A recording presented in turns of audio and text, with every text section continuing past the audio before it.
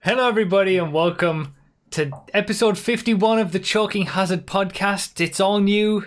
Everything looks new. It's all new. We've got new overlay, new look of everything, new person.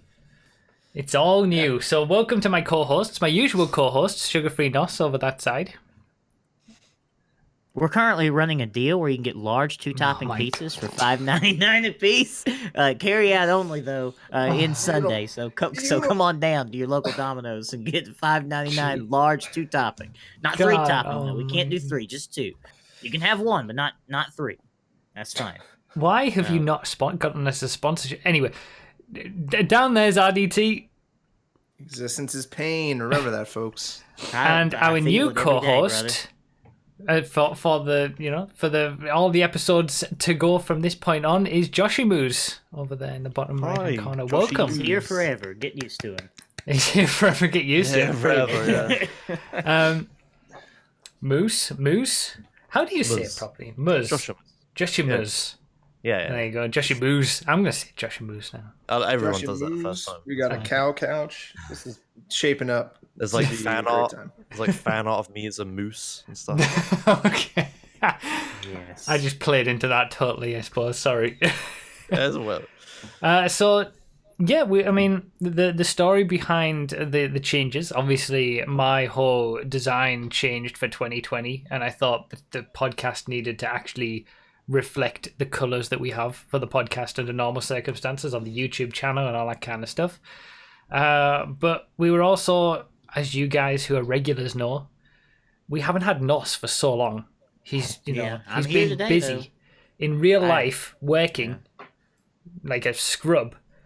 And No, We money needed- is the only joy in life. Okay, you don't understand. No, it's very good. Money's very good.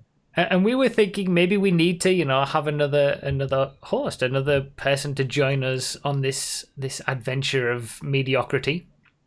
And when we looked back at all of the previous episodes that we done, we were all in agreement that pretty much the best episode that we had a guest was Josh's episode back in episode 24.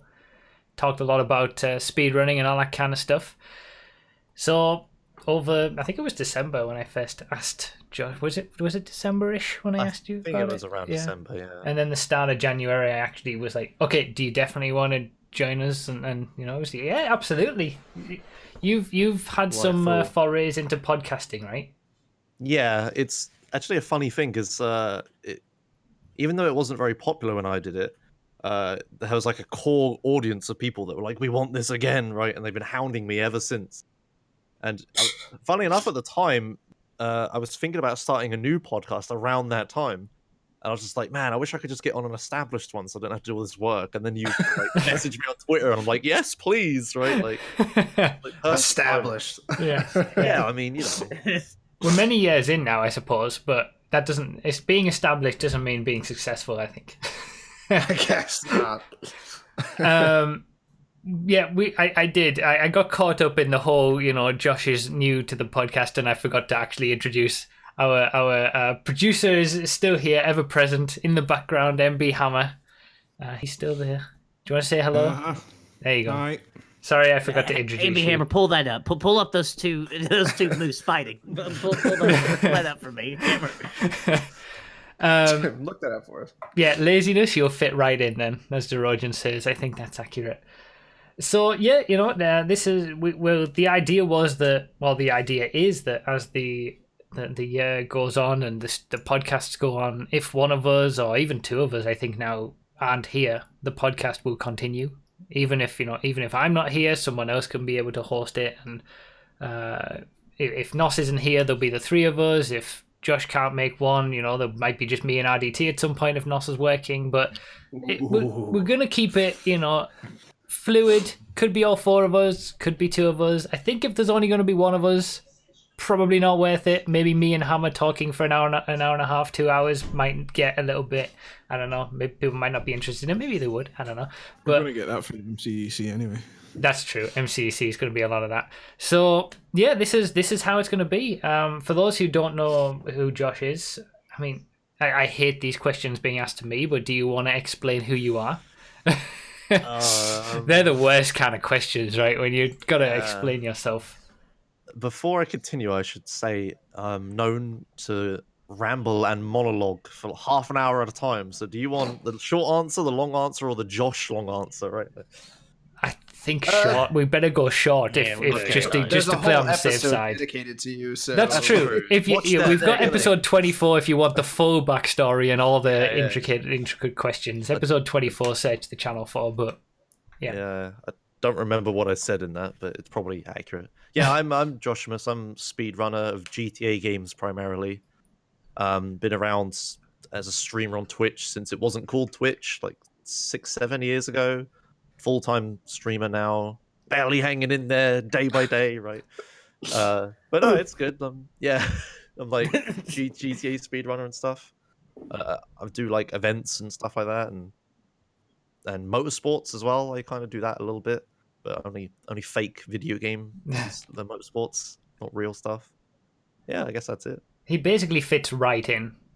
Yeah, it's strange how this works. Yeah, the GTA side, the gaming side, the streaming side, the motorsport side. I'm not going to preempt anything, but I have put it on the chat, on the little document that we all use. Maybe we can have a return of, an actual established return of Racing Corner. Well, RDT, don't give me that face. well, I mean, you have scheduled the start at exactly when the Daytona 24 starts. Yeah, I know. might I have missed it the in a start of little the window. that But race. that's I know. good. That's Yeah. good racing. That gets a pass. That's good. That is good racing. How is that? What's not good racing? Or should we do this later? Now, there we go. Racing Corner topic. What's good racing and what isn't good racing? Ferrari episode number 7,000. That's what's not good. It's boring. So yeah, those are the plans going forward. That's it. I think that covers everything for the new aspect of the podcast. How do you guys like the design in the chat? For those who are listening to this on Spotify or iTunes, obviously this means nothing to you, but we got new There's a new design. we got new webcam boxes. It's all interlinked with how the podcast stuff. So I think it's better than just using my old background and just being cobbled together. But we'll see how it goes. It's quaffable. I like it. That's someone who's been on this podcast for a while. I like Josh's Grove Street green. Let's see. S caught up on it. Yeah. See, there you go. But he did. Okay, so we've had a moment before the podcast started. Nossa's camera has always been red. RDT's has always been blue. With the redesigns, I just decided I thought it would make sense to keep the same colors for the same people. So I thought Josh would be green. We kind of got yellow, red, blue, green. The first thing he says, "Can I have a color change? Can we request different colors?" Yeah. So I didn't know. the green might not last, but yeah, I had no idea that I was blue, honestly, this whole time. We've I been came back, doing I was like, 50 I wanna be episodes of the podcast, and you had no idea that your old webcam box was blue. Nope, not a single clue. That's RDT for peak. That's peak RDT. No. Why am I Mr. Pink? Yeah. Well, you can't be Mr. Black. So we the first thing that I've got down since Josh is new to all of this, we could go straight into asking him something about his whole iRacing Daytona 24 hours experience that you've been doing recently, because that seemed like it was interesting and then took a turn. Yeah. So, should I introduce iRacing, I guess, first? For those that don't know what it is. Yes. It's iRacing is like, it's I don't know. I don't want to sound this. Sounds pretentious when I say it like this, but it's a hardcore motorsport simulator, right? Like, it tries to be proper, full-on motorsport simulation, not like a video game.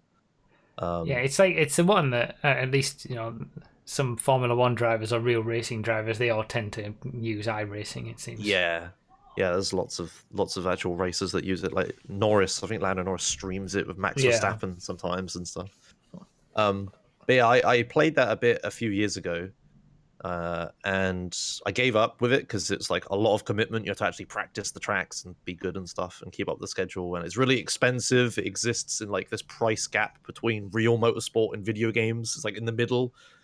So gamers look at the price of it and go, "Oh, this is a bit of a scam." And motorsport, racing drivers look at it and go, "Well, this is cheap, right?" Like, Perfectly positioned in that midpoint. yeah, but it's kind of crap though. It's still really expensive, but I couldn't keep up with it, so I gave up. But recently there was an offer for like free months for $5, and I was just like, okay, because I have loads of people in iRacing that keep hounding me to come back to it. How much So I would said, 3 okay, months fine. normally set you back? Ooh, I will look it up. I think it's like $30. I thought you said free months. Yeah, for $5. I was like, wait, something we should address. Something we address right now. I have this weird thing where I can't hear the difference between TH and F, so I say F for everything. So if I say free as in be free, I mean the number. It's the first episode. We'll get used to it. Yeah. I can't talk right the words. Yeah. Anyway, I think it's like $30 or something. I'm not sure. It's like $10 a month. It's pretty expensive, and then you have to buy the tracks and the cars separately, and then there's all the other expenses. It's ridiculous, right, from a video game perspective. Yeah. But motorsport people are like, oh, if I damage the car, I don't have to pay for it. I don't have to pay for fuel and tires, right? Like for them, it's like super cheap. Anyway, I got back into it because it was on offer really cheap. And they have these special events, like the big endurance races, where they try to keep up with the real life endurance races. So they were doing the Daytona 24 Hours, which is a motor race that's happening right now. It's like a 24-hour endurance race. It's like a team thing. So I was like, okay, perfect. Like, my friends that play it, I can form a team with them and drive it.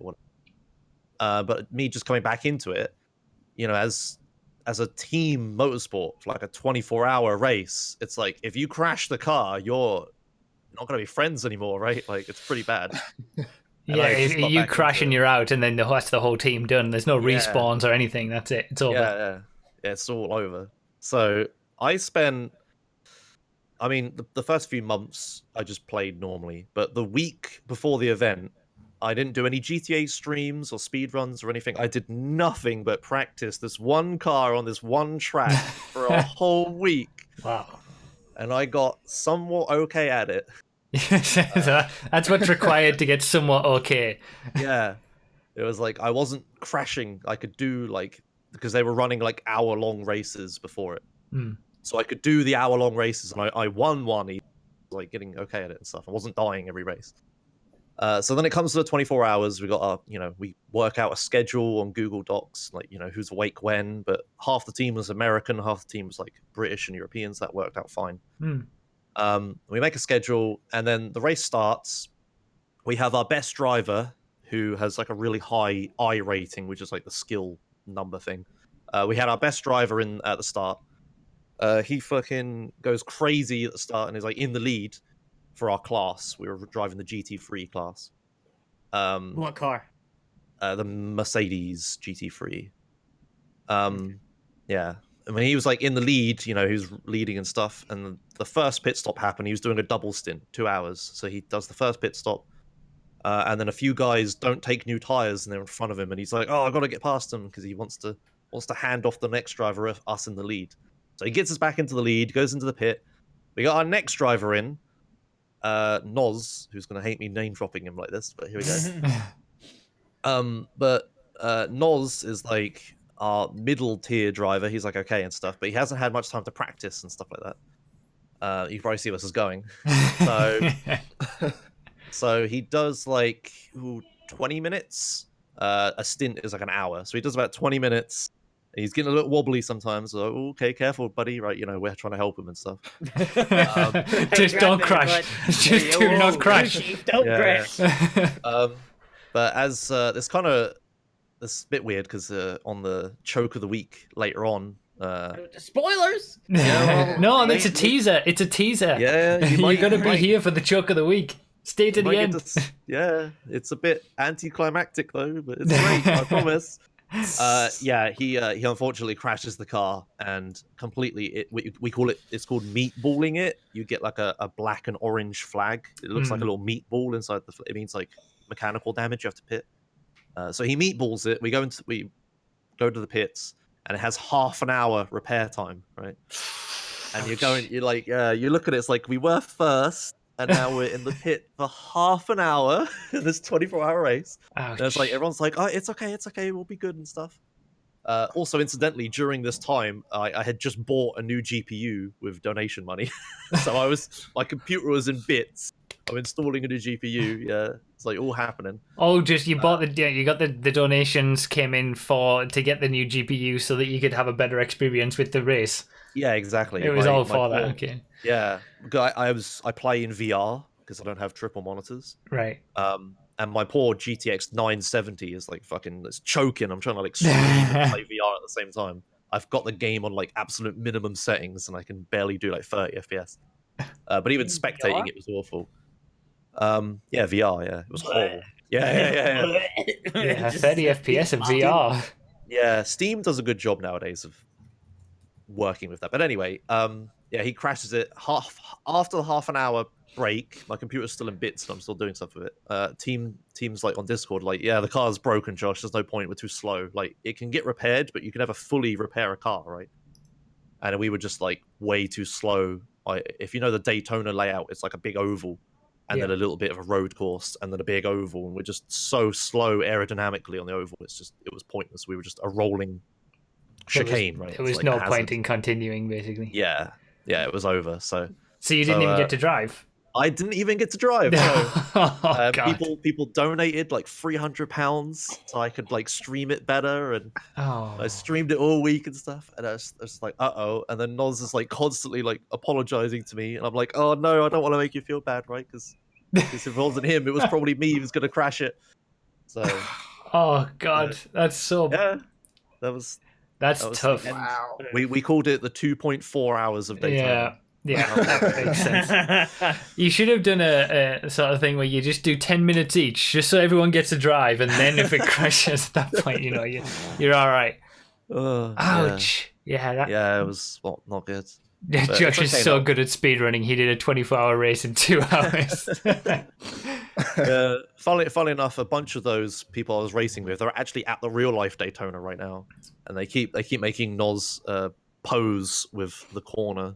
Of course, I like that. Where he crashes, yeah. Ouch. Yeah, that's my iRacing 24-hour story. That's so intense. Didn't seem like it took 24 hours. But it is. They just iRacing just tries to completely simulate real life, right? So if you die, you die, right? Like the car's broken. That's it. If you die, if your crash is fatal, your subscription is terminated. That's it. Never on the game again. That'd be amazing if they did that. Yeah.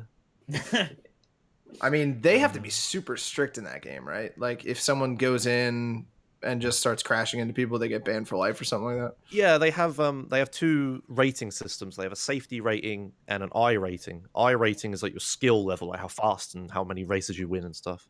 But safety rating is like how safe you are, right? If you crash, you get punishments to your safety rating. And when you first sign up, you start as a rookie. Like, you can only drive like on roadside. They have oval and dirt and stuff. I don't know about that, but the roadside you can only drive like the MX-5 around, like, you know, rookie tracks and stuff really slowly. Yeah, that's all you can do. And you have really to slow. Excuse me. Excuse me. And you have on the to right track and speedy. No straights. Never straights. If there's a straight, you're doomed. Okay. But yeah, you have to earn like your racing license, right? And you have to like keep at it. So if you get your D license and your C license and stuff. I'm up to a B license right now. If you get, I'm close to, if I get an A license, I can drive Formula One cars, which was my goal since the start. So I'm pretty excited for that. Wow. Okay. Are you good at the coffee breaks, like in between? Coffee breaks? What? Yeah. Oh my God! Does What? no one play Gran Turismo here? The coffee breaks. I remember now. God. Oh yeah. I was going to bring up Gran Turismo because And that's the part where you were supposed to say, "No, man, I hit a lot of cones, and it was going to be real fun." Inside joke. Man. Yeah. Never played. No, I took a really weird route. I played like Gran Turismo 3 A spec on PS2, and then I played like Forza 3 on Xbox 360. Those And then I were didn't So do you anything. just skipped the good one. I understand. Yeah. I And see then what happened. And then I didn't do anything for years. And I was like, I feel like playing a racing game. What's the most hardcore racing game? iRacing, perfect, right? And then I went from like 0 to 100, right? I mean, I feel like, because I've said a few times that for me, I'm sick of sort of these simulator games now for racing, because I've done it in real life, and I'm kind of I would rather be doing it in real life. But if I was going to be doing it in a video game, it would have to be an iRacing. Like you'd have to do it to the, the actual highest possible level that you can do. I think. Yeah. You need to do it in VR as well. It has to be in VR. Yeah, Does it it has though? So much It to has it. really good VR support. Yeah. It's like racing in VR on a video game it makes everything so much more realistic and easy as well, because it's so much easier to like get your braking points and everything. Yeah. It's great. It's so It's good. easier to like feel. Like you'll never feel the motion of the car, but I know I played a little bit of some games on my VR headset, and it's like you can kind of read when, like, if you're in a slide, you can read when to correct it correctly instead of just you're in a slide and it snaps back and then you spin around. Yeah. You know, you can Like when I first started playing iRacing, I played on my one monitor, and it's like the way you set up the FOV, because you have to play cockpit view. There's no other option. It looks like you're playing like this, right? Like imagine driving like this. You have no peripheral vision. Oh, it's awful. But then when I'm going from VR, it's like I can turn my head and see if there's a car next to me. I can look at the apex. Like looking at the apex is like mind blowing, right? Like, oh my god, that makes a big difference. Yeah. Yeah. But yeah, VR adds a big difference to that. I mean, If we you want have to go full immersion, I've been told if you place a little desk fan right in front of you as well. it just gives you that little bit of extra feel. Hold on. Yeah. Hold on. Oh, I have the immersion. I have a fan. Oh my god.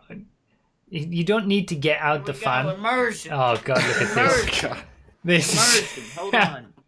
Immersion. This is Do it great for the podcast immersion. material. Emotion. I said a small desk. I know, that's a fan, pretty not hefty the fan. bloody Is this propellers from a Spitfire. It's gonna get blown Here backwards. we go. Immersion. I don't think it's plugged up, so it's not on. But don't worry about it. God.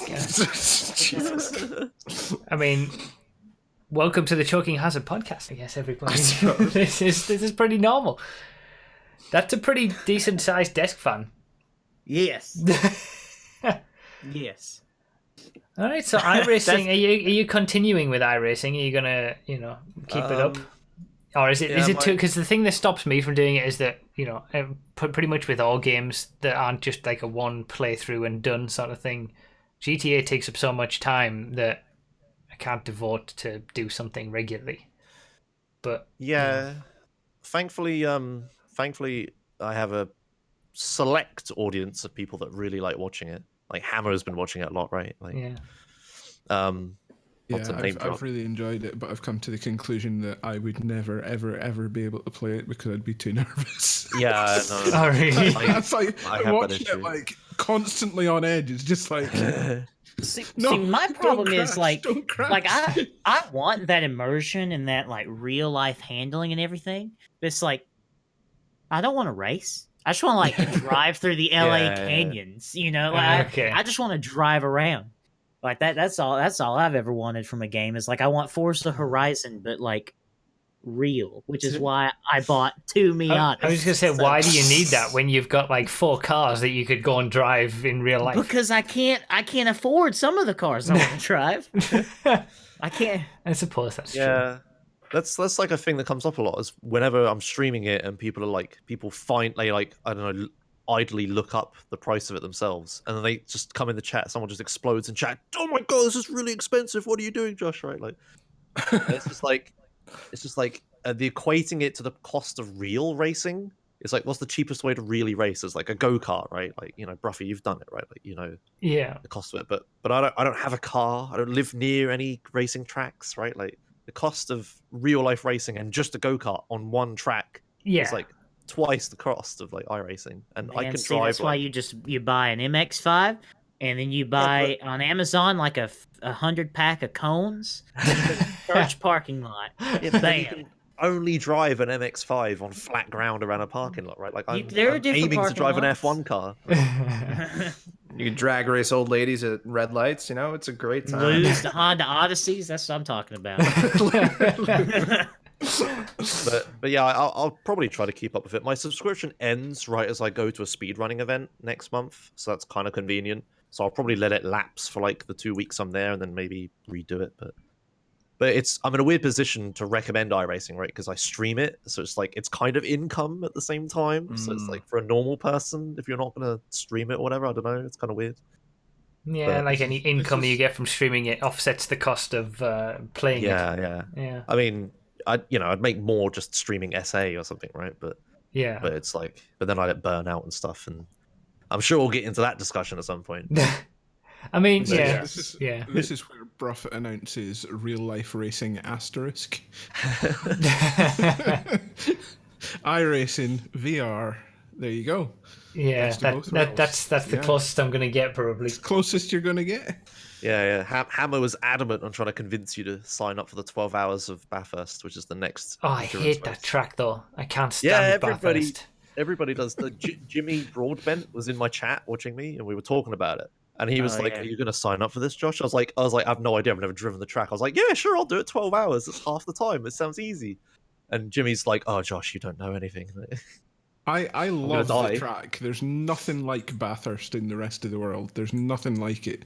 But driving it in any video game is just awful. It's not treated me well at all. I had a look, and it's like a street circuit, half of it, right? Like, seems pretty weird. Yeah, I don't like it at all. But yeah, I think getting me on iRacing is going to have to be a continuous thing over the course of many episodes, because I'm not going to budge easily. Okay. We'll make it an RP stretch goal. Oh, okay. It's going to have to be some serious RP getting dished out. A quick update on, I mentioned this on the stream, but a quick update on the real life racing thing. I was going to bring back the real life racing series at the old track because they allowed GoPros and everything. They don't allow GoPros anymore. So that's that over with. That's I just don't great. understand. That's the most ridiculous garbage still like that I've ever seen. Yeah, it's like, hold on, what are you trying to do? Promote our track and get more business? Nuh-uh. No. It's a safety thing, right? Because there's like a ton of instances of like the mounting hardware for GoPros going through people's helmets and into their head, right? Like, yeah, and I think things waiver. You just sign the waiver. Yeah.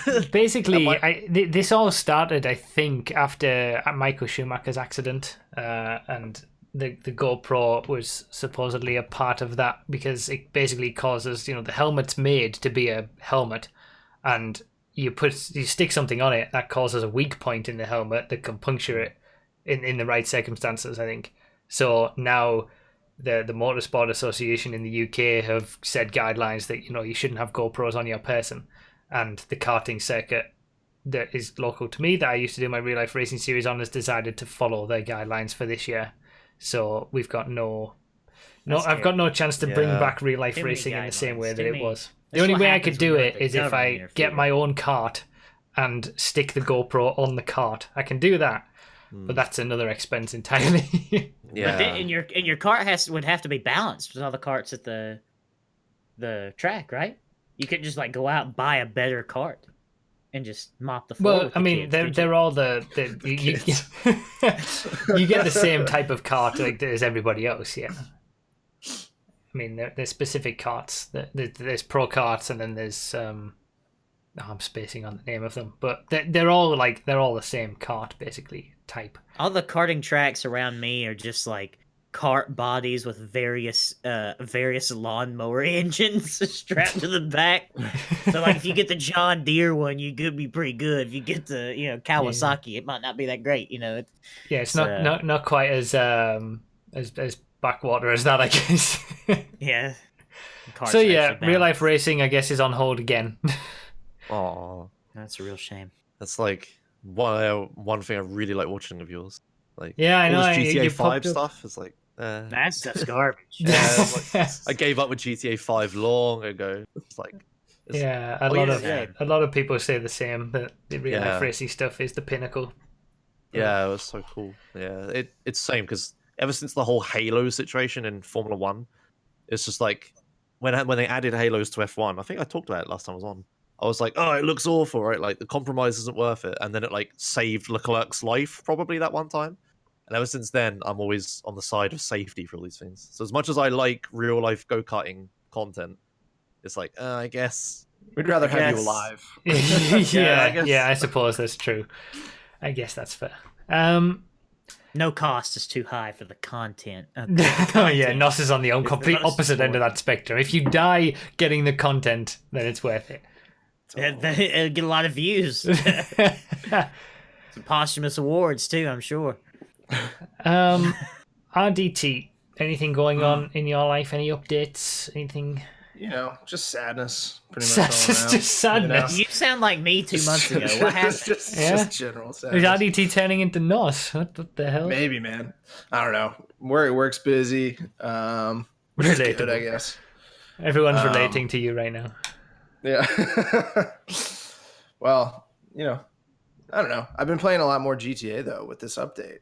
Ooh, that's there's That's the link. It's a lot of fun. It's this update was really good. I think the heists are fun. I know last time I was like I didn't really play them; they were kind of bad. But after I got into them and started playing with some people that I used to play with a little bit more, I think it's a really cool they update. did seem kind of cool. Yeah, to me, I haven't played them yet, but they're certainly like orders of magnitude better than Doomsday. Yeah, that's true. But other than that, just working every day, going to the city, then coming home and Is it grinding living in you down? Existential dread and It's a New York state of mind. That's exactly. New York's wearing on you. Hustle, baby. Maybe not. I don't know. We'll see. Yeah, okay. Are you doing any MCEC practice? Not really at all. Yeah. Just I'm just there to have fun. Yeah, Okay? that's what it's all about. Final season, going out for a bit I'm in of fun. GT3. It's not going to be super sweaty, hopefully, and get to drive some cool cars. Man, I wish I had the spare time to dedicate. I would have done it. I would have. Yeah. I would Yeah, have it's been a in shame. MCC. Now I'm work. Speaking of, Huh? Speaking of Yeah. MCs, speaking of NOS working all the time, Oh yeah. have you got any I'm updates? off. How's it going? Cool. How come you're here? In fact, Yeah. It's not football season anymore, so I got a. roll tide. I go in at 5. It's currently 1:34 p.m. So I go in at 5. Mm. so basically, what you're Yeah. saying is. We went to all this trouble of getting a new co-host and setting up everything so that you just in case you're not here, and you're probably going to be here now for the foreseeable future. Maybe it depends. Oh, Can't I make mean, it it's going to be different every month and every Saturday. And I mean, we could have half our staff leave tomorrow. Like, that's something that could happen. So, and then I'm back to 60-hour work weeks, baby. Yeah. So, so yeah, Nos, you were the reason I got on the podcast in the first place, and now you're the Yes. reason I'm a host. It's like, Yes. good job, Yeah, that's buddy. true. the It's all- ultimate everything just fanboy. fits. The ultimate fanboy. So Yeah, how is it works. going? Yeah. Works fine. Works good. I get paid. Money. More than minimum wage now, which is cool. I like that. How much more than Um, minimum wage? Not much. But it's something. I 50 get cents? minimum wage is $7.25. I get paid $8 when I'm in the store and $7.25 when I'm on the road. So, Eh, which is a far cry from the $7.25 in store and $5.25 I started at. Good lord. 8 months ago. Yeah. So Plus those even sweet then, tips. even then, I was making decent money, and now I get to. It's almost like I have 2 jobs in one, kind of, like with the tips. The tips kind of equate to, I don't know. I'd probably say like $7 an hour, maybe. And then now my wage from the store, from the big boss, is actually, a normal wage and not a dumb wage. So it's pretty good. It's not too bad. You're moving on up. I'm moving on up. I'm lead driver of the store. Yeah. So Wow. you were Oh, talking wow. about that last time, right? That Yeah, that was going to be. see, I'm in the lead. For the first time in my life, I'm in the lead. How much higher can you go? You could be above me. There's assistant managers. You could be a GM, but our store doesn't have a GM because the owner lives a block away, so he's So he always is in the there GM, doing okay. owner stuff. Yeah, his title is director of operations. Which, Ooh, hopefully, Big I man. can just own my own Domino's franchise one day. Is And, that the goal? Is that you're just going to work your way up the Yeah. ladder until you get your own franchise? Yeah, And then I'll just switch to something else. I'll just go start at the bottom. I'll prestige. I'll go start at another business. Do a New Game Plus where you get to keep the franchise and the money that you get from that. Just have other people run it, and then you go to the bottom again. Yeah, just somewhere go else. start Go at to McDonald's or something. Pizza Hut, yeah, McDonald's, yeah. Working at McDonald's. Oh, well, that's But good. yeah, Lead driver. Do you have more responsibility or something, or is it? Yeah. I'm basically a manager, but I still have the privilege of driving, basically. Because if you're an assistant manager, I mean, maybe some franchises are different where they get paid living wages. But the assistant managers at my store make $9 an hour starting. That's and they're working. It's a lot of stress. Do you And manage people? Like, Yes. Yeah, I manage people. how many of them are older than you? None of them. I was gonna say, like, how many They're of them all resent children. you? Some of them are a little older than me, but they don't have a problem with that. It's kind of past the point. Like, believe it or not, in real life, I don't really act like a child like I do here. So it's not No. really. Believe it. Don't believe that for a second. So it's not that much of a discrepancy. I don't think anybody really sees me kind of as a child. So I'm just kind of equal. So I haven't ran into any problems managing anybody lately, and it's like the job's so easy. It really requires very little. Like I just say, hey, you do that. They're like, yes, boss. They don't actually do that. I wish they did. That'd be really nice. You don't get the stress that you have that you would be as an assistant manager then. No. The assistant managers have to do inventory and they're having to deal with everybody overtopping on the pizzas. And oh no, we got a 60-pound variance on the pizza cheese this week. Okay. Goodbye bonus check. Stuff like Okay. that. So it's real stressful. Really? That's crazy. Yeah. So it's it's very tightly controlled then, the amount of stuff that you get through. Yeah. I mean, if they're 60 pounds over on cheese, that all goes into the manager's bonuses. How do you get 60?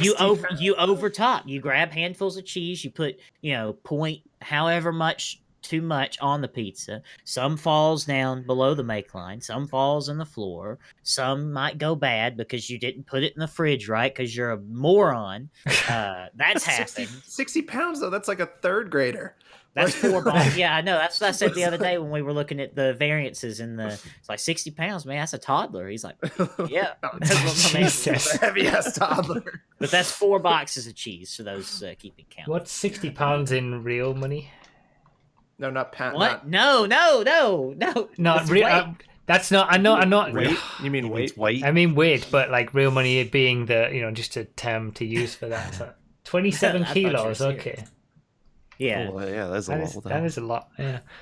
But yeah, there's a lot of stuff that can go wrong, and one man and the different managers will do counts on different days. So somebody might count a bag as a case in the system, and then the second manager comes along and they do a count, and oh no, there's a box of variance here. Where'd that box go? Oh, it's just that stupid manager counted it wrong again. Good, Yeah. thanks. That sounds So we like gotta go hell.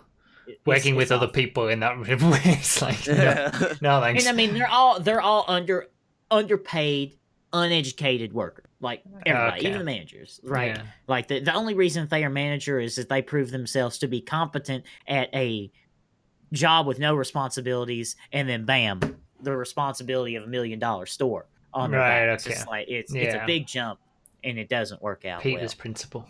I think it's called. I put up one of my responsibilities. I put up the truck.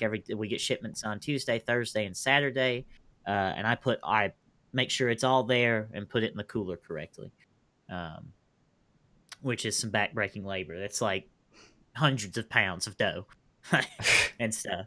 So, but I'm guessing the assistant managers wouldn't do any deliveries, right? unless we are the most slammed that you've ever seen. And So- half of them don't even have cars. So as lead driver, theoretically, you I'm probably the make highest more. paid. Yes, yeah. I'm the highest paid worker in that store. Besides, the director That's of what I operations. mean. Yeah, you get the better wage. It's a little bit less than the assistant managers, but you get an extra wage from tips. So Absolutely. you're in the best position, really. Yes, absolutely. Okay. Which is why I'm scared that I will do such a good job that I will be asked to be a manager. I will then say no, and it's like, oh, you don't want to be a manager? Well, you get it. Be nothing. Get out of my store. Yeah, You're just okay. trying to steal from me. You're going to be put in So, that position at some I'm point. kind of scared. I'm kind of scared of that happening, but I'm gonna ride this until it gives out. Just do a slightly less good job. I can't. Yeah. Nothing but the best, baby. No, I you don't can't do that. No, best. okay. Fucking Just Wolf of Wall channel Street some over of here. your choking hazard mediocrity. Like, that's what you need. Yeah.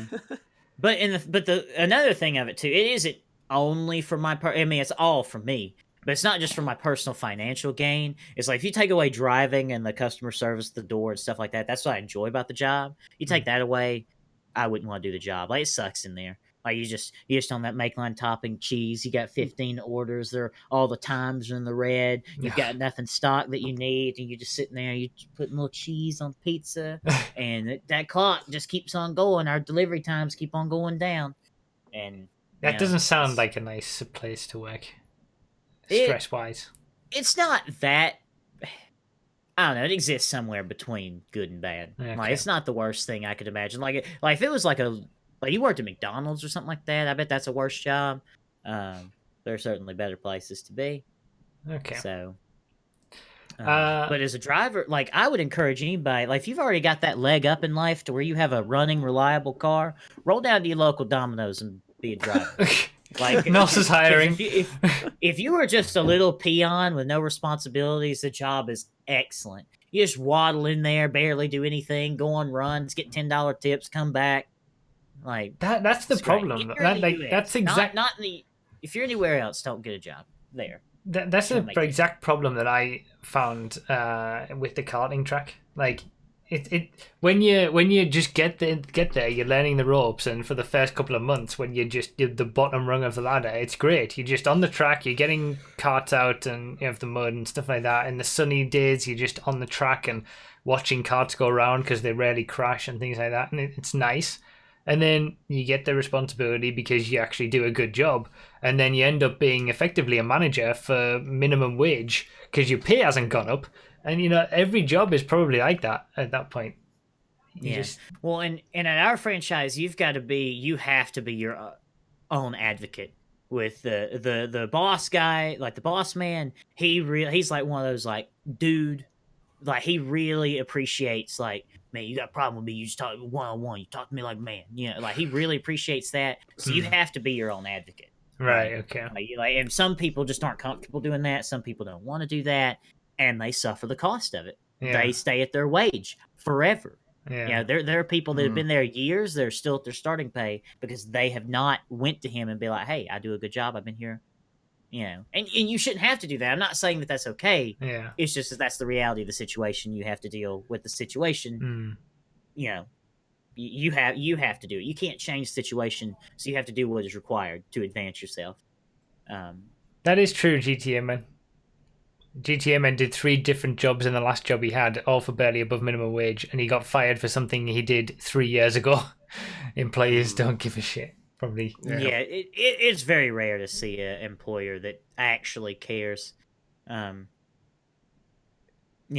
I feel like my employer actually cares about me, but I know for a fact he doesn't care about the vast majority of his workers. Like, it's not like a blanket, like, I take it seriously. I care about all these guys. It's like, I care about you because I like you. But all these other morons, they can get out. If we find more people, they're out, So. And then, what you put it in the choke chat, your clapped out Miata. Oh, yeah. And then we'll move on to some gaming news. Yeah. So I bought another Miata. I talked about that on the last show. Okay, Jesus, I thought you bought another one. No, I haven't bought a third one. Calm down. Calm down. Third Miata, it's 5th car in total. That would be or something like, yeah. Yeah. So the third Miata started to develop a slight problem. Like when I was, so if I'm on the gas, that's fine. If I'm off the gas, that's fine. But if I'm just like cruising on the highway, I'm at like 5% gas, it just buck. Like the car would just buck, right? So I was like, oh Lord, what's going on? So I take it to the mechanic, and to my mechanic that I use. He's really good. We have a good relationship. He drove it, and like all of the like simple problems he thought it might be, all the little problems, that wasn't it. So he gets to looking around in the intake, and it looks like wasps have tried to build nests in my intake at some point in this car's life. Fucking Yeah, hell. there's just like little pieces of stuff all in the intake that I guess he had to just get in there and clean out with a toothbrush. And I guess at that point, whenever they were in there building their little condominiums in my intake, one of them just oopsied onto my mass airflow sensor and killed that. So I needed a new mass airflow sensor. The intake had to be cleaned. And the ignition coils were they were destroyed. So I needed new ignition. $900. That's real good. That's real nice. Oof. And that was him giving me a good deal. How much was the Miata again? Big oof. It's $2,500. So I'm still not like mega underwater in the car. Yeah. Like $3,500 for a running, driving NB with a 77,000 mile engine.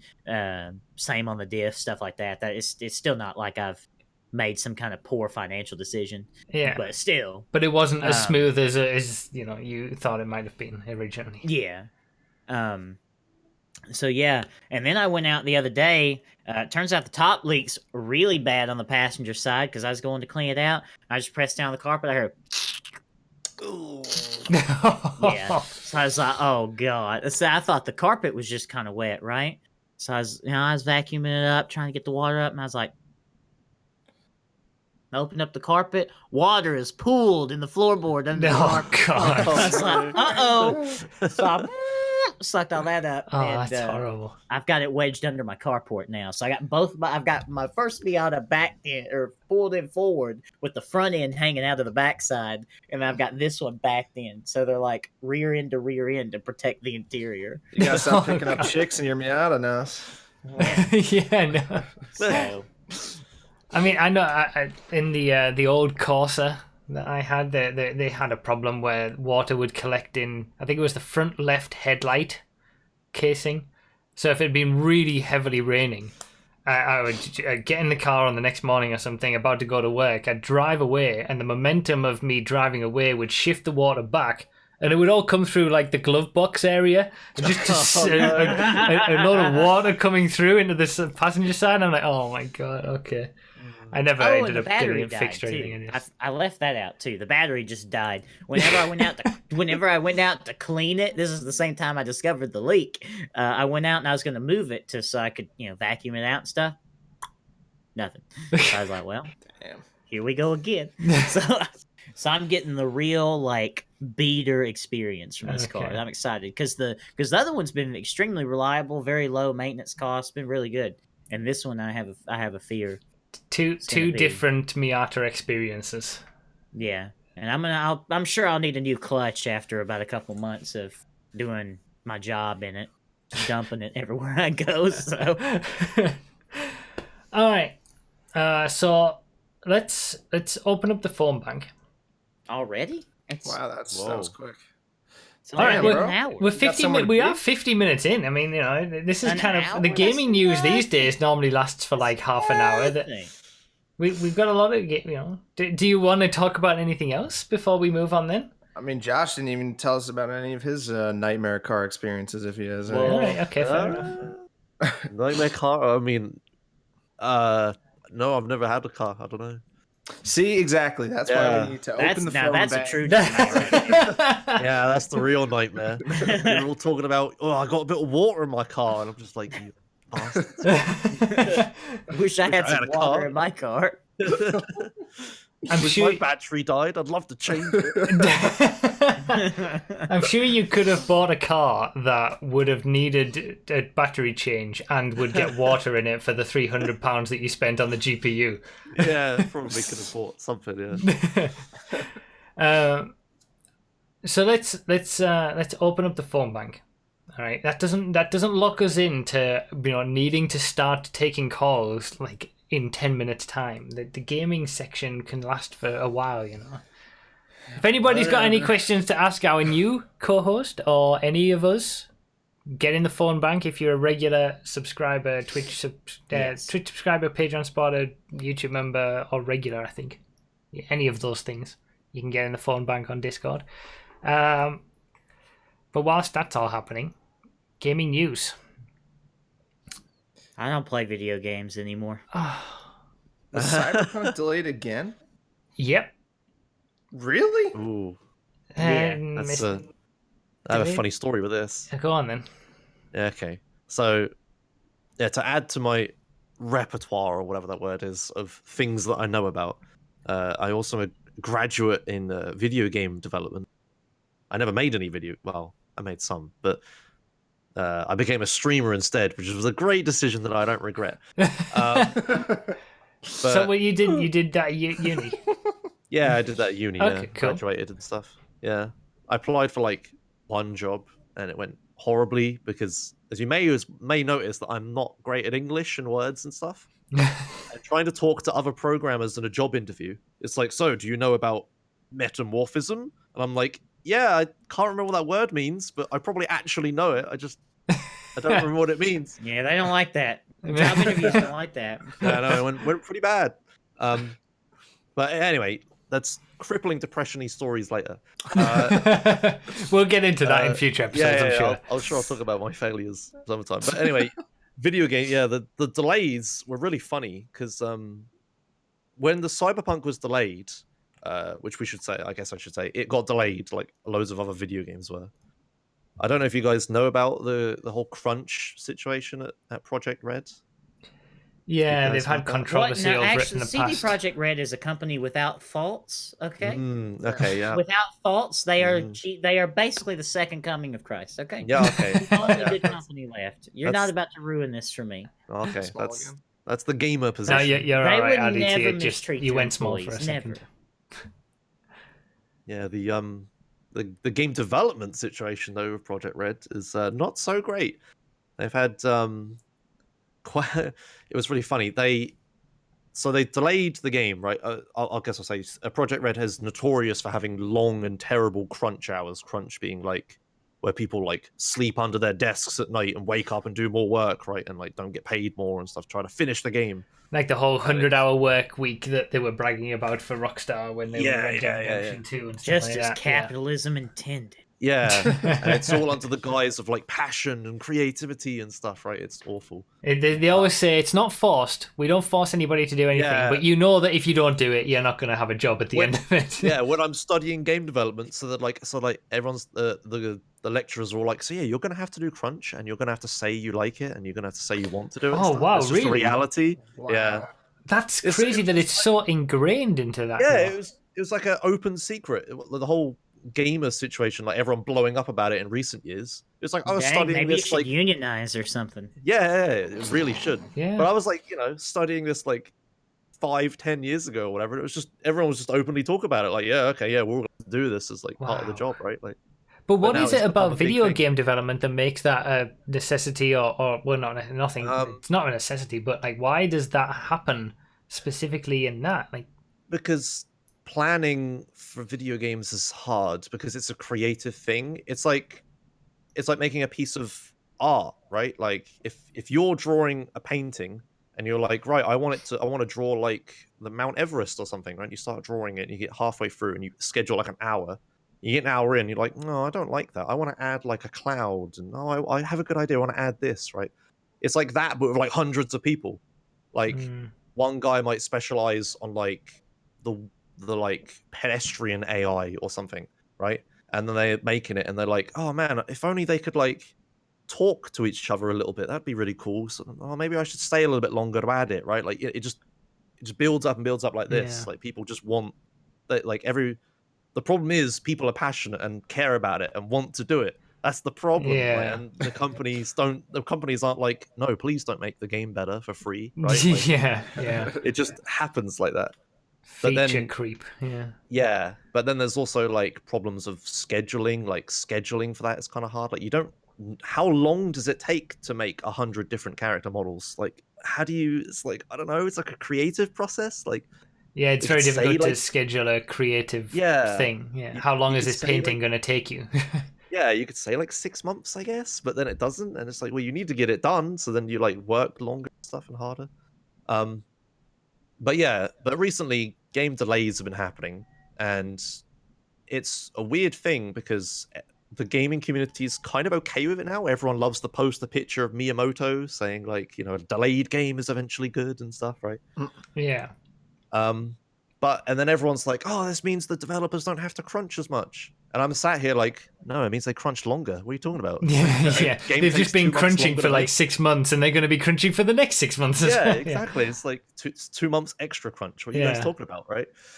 So everyone was like, this CD Projekt Red thing, when they delayed it, everyone was like, oh, there's less crunch for everybody. Yay, rejoice. And like Jim Sterling's tweeting like, oh, if this means less people, work themselves to death, this is good and stuff. And I'm just sat here just like, no, it doesn't, you idiots. It means it's worse. It's worse. What are you talking about? So then I like tweet to a few of my friends who are tweeting about it, and I tell them like, this probably doesn't mean this, right? Like trying to like not be an arsehole and be like, I know better than you, right? But trying to be like temper expectations. And then lo and behold, like a few days later, the developers come out and publicly say like, oh yeah, no, we're working harder than ever now, right? Like it's just like, no, right? Like it's awful. And I don't know, that field seems to be one that would be very easy to exploit, because I don't think anybody gets into video game development because that was like their third plan. Yeah, no. Like people who go into that is because that like they've known ever since they picked up their first controller that they wanted to do this. Right? Yeah, it's not like like a lot of other fields. It's like, well, hey, I don't mind this, and it makes some money. I'll do this. Like they've had their heart and mind on this since they were a child. And when you're in that position, you can be exploited. All the video game developer rejects are all like making programming websites or making art for like whenever you go on an airplane and they have like a crappy 3D animation of like here's how you put your safety vest on, right? Who's making that? It's rejected 3D artists from game development, right? Like that's who's making it. And all this. I need a flight attendant simulator. That's what I need. Yeah. There is one of those actually, I think. Is there really? Yeah. Mile High Club Simulator 2020. People I know are speedrunning it. I can't remember the expansion to Microsoft Flight Simulator. What goes on in the plane? But I know quite a few people that like wanted to do game dev, but then just made programming websites and stuff instead. And heck, those people are probably in a better position because they can't be as exploited. They're not probably have a better quality of life. Yeah, and there's more work. There are a lot more websites that need to be developed than video games. It's like game development is such a terrible thing to get into. As someone who builds websites for a living, I can tell you there is crunch in website development as well. So, it's depends who you're working for. I suppose but at least there's only not crunch if you're working for yourself. Well, at least you crunch yourself. So am I right by being like saying like there at least there's like some competition? Like you could feasibly get another job somewhere else, right? Doing something similar, but like if you work for EA. Like if you work for EA, that's the only EA. There ain't no other EA. You can't go to the EA too. Like you got to keep your job at EA if that's your thing. If you wanted to work there, if you want work for Rockstar, it's not like you can just go get a job at the other Rockstar. Like no, you're there. You've made your dream. Like you've got to be exploited. The general progression of things in careers is either you stay at one place and kind of work your way up, or you move to another company and get paid more. That's kind of like, I don't know if that's the same in the video game development industry where you get your experience and then you go get paid higher somewhere else, but that's kind of like how things tend to go in the corporate world. You can move around and stuff. Like QA testers generally want to aspire to be like actual programmers, and they switch jobs or go up and stuff. Yeah. I mean, Tony, who we've spoken about, my old friend who worked for British Airways. He's just basically done exactly what you said. Then he sort of worked for British Airways for a while, learned all the stuff that he needed to learn, and then British Airways weren't valuing him enough, so he went and got a job somewhere else and got paid more. It's like that's generally how his heart definitely wasn't in British Airways. No, that's he true. Had a passion for British that's Airways. True. You work for Rockstar, you probably have some degree of passion for that company and the games they make. Yeah, if you're working on the next GTA, you have to step away from that to go work on something else that your GTA might have been in your life or something. The thing is, job security in games isn't that great either, because game companies go through cycles of like, a new game, we're starting to make Red Dead Redemption 3, like take on more people, we need more testers, more 3D artists and stuff, right? And then they release the game, and it's like, unless they've got their schedules really good and they can go straight to the next thing, it's like they released it, and now we have all these people, and you just let them all go, right? And then get new people when the next game comes out. It's getting better nowadays because of like online updating and stuff like that. Like you have like GTA 5 will have like a core team of people that just make online updates, right? And other people are then working on the other stuff, and the people will shift around and stuff like that, but they'll mostly stay sort of the same. So that situation's got better. It used to be really bad, like PS2 era. Like whole companies would like half their staff after they release the game and then slowly build up again, and then half their staff, right? It was ridiculous. It's crazy that is like allowed. Like, you know, there's no. It's crazy that there's no union really for game dev. It's a thing that needs to happen. Yeah. It's really needs to happen pretty badly. So Cyberpunk has been delayed, yeah? When is it coming out? Yeah, sorry, I thought my answer, yes. It's a Josh rant. Here we go. Yeah, it's all good. It's all content. Yeah. Well, you know, that was it. Sorry, I remember what I wanted to say now.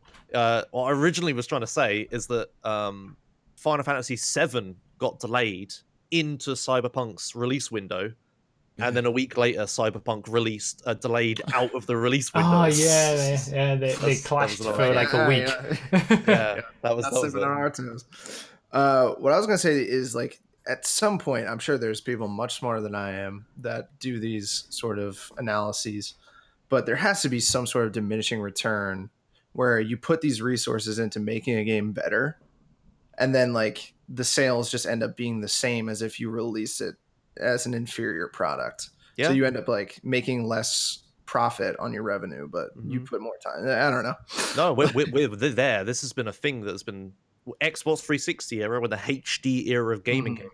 That exactly what you described was a massive problem, and that's what publishers used as an excuse for microtransactions and DLC and all this other stuff, right? That was the one defense they had for it. It was like, oh, look, cost of video games up, revenue of video games sideways, right? Like, but we haven't fixed the problem. It's still, games get more and more expensive to make all the time, and they just don't. They make more money, but it's not good now. It's like bad. Yeah. And Josh, does your experience? We need all of the money. Yeah, they do need all the money. Does your experience from learning about games development, do you think that helped you with your speedrunning? Yeah, that's strangely, There's a lot of dirty tricks. I'll explain it someday, but yeah, a lot of glitches and stuff that I actually understand how work and stuff. Something that you might not have seen if you hadn't known about like how things were programmed in games. Yeah, it's not so much I found it; it's more that like I understood it, so I could execute it, and something goes wrong. Okay, SSU, explain. Go. SSU. Yeah. No, you're out of date, my friends. Remember last time I came on and I said, "Look at this crazy glitch! You can beat Vice City in 10 minutes or whatever." Yeah, I know. I can beat. I take it back. No, I can beat San Andreas in 15 minutes now. We found one for SA. It's great. Yeah. It is great. I think I saw that. Yeah. Isn't it something that you have to get the timing exactly right on a certain thing, but it just transports you to the final mission? Was it? Yeah, it's again, I'm sure I'll explain it in depth on here one time, but it's like you have to end Vigilante on the right milliseconds because there's a timer in game that counts what millisecond it is, and only certain things update it. Vigilante updates it, so you have to end Vigilante at the right millisecond, so it's this certain value. And then you do a bunch of other complicated stuff, and it uses that value as a position in code to jump to. And we want that to be the final mission of the game, right? Wow. So a few milliseconds too early, it will probably just crash, or you might start the wrong mission or something. And any later, and it's like, there are no missions down there, because that's the last mission. The game just crashes, right? Wow. It's crazy. It is crazy. LeBron put it in chat. There's a range of 23 milliseconds, and only about 7 of those work. Like, not all the numbers in that range work. Oh, God. You do a meme run where instead of going to end of the line, it transports you to wrong side of the tracks. Could you do that? You can. That'd be great. Well, there's a certain amount of time, because when you start the game, the timer's ticking, right? So there'll be, like, a certain amount of time that's possible to go to. Like, end of the line, we have to wait a little bit before we do the Vigilante cancel, but I don't think you could teleport to like Big Smoke. It'll be too early in the script, probably. But you can do some dumb stuff, yeah. One of the common things that accidentally happens is that I think after End of the Line is the code for the gym. You know, the gym mini games where it's like in the mission script. You can accidentally dupe gym. So you have like 2 gyms. You walk in and there's 2 of everything. That's the thing you can accidentally do. You don't want that though. Yeah. 99% of the time you do it, you try it, the game just crashes because you just hit like an offset in memory that doesn't work. Wow, That's wild. Yeah. Crazy. It's speed running. Yeah, that was genuinely like when we did the first podcast that you were the guest for. It was so interesting hearing about all that kind of stuff. So yeah. In future podcasts, I'm sure we'll cover plenty more of that in just your general updates of, you know. Yeah, I know. You say that we will, because I don't know if we'll do it, but I wrote down Speedrun Corner. Speedrun Corner. Yeah. Yes. I don't know. Yeah. I was trying to think of something that. funny. I was trying to think of something funny like Speedrun Curveball or something. I don't know. I couldn't think of anything good. But yeah, in there I've got Ocarina of Time gets ace, and that might not mean anything to you, but oh boy, we got to go. There's like a level above what we're doing in GTA, and Ocarina of Time, they've got it now. It's pretty dumb. So I'll explain that later, I guess. Okay, that's interesting. Yeah. But he has to talk really fast. Yeah, there might be some convoluted explanations that take half an hour to explain. Yeah, I'll link the explanation. I'm not going to explain the ace stuff. That's way above what we should talk about. Yeah, that's big brain stuff. I have tiny brain. All right, I have tiny low class worker brain. So. But yeah, to answer RDD's question, yeah, like programming, you know, knowing about that stuff helps with this, because even if speedrunners can understand how to do these things, like press this button at this time and this happens but they can't explain it, right? It's just magic. But I can actually explain what the hell is happening. Numbers. Yeah.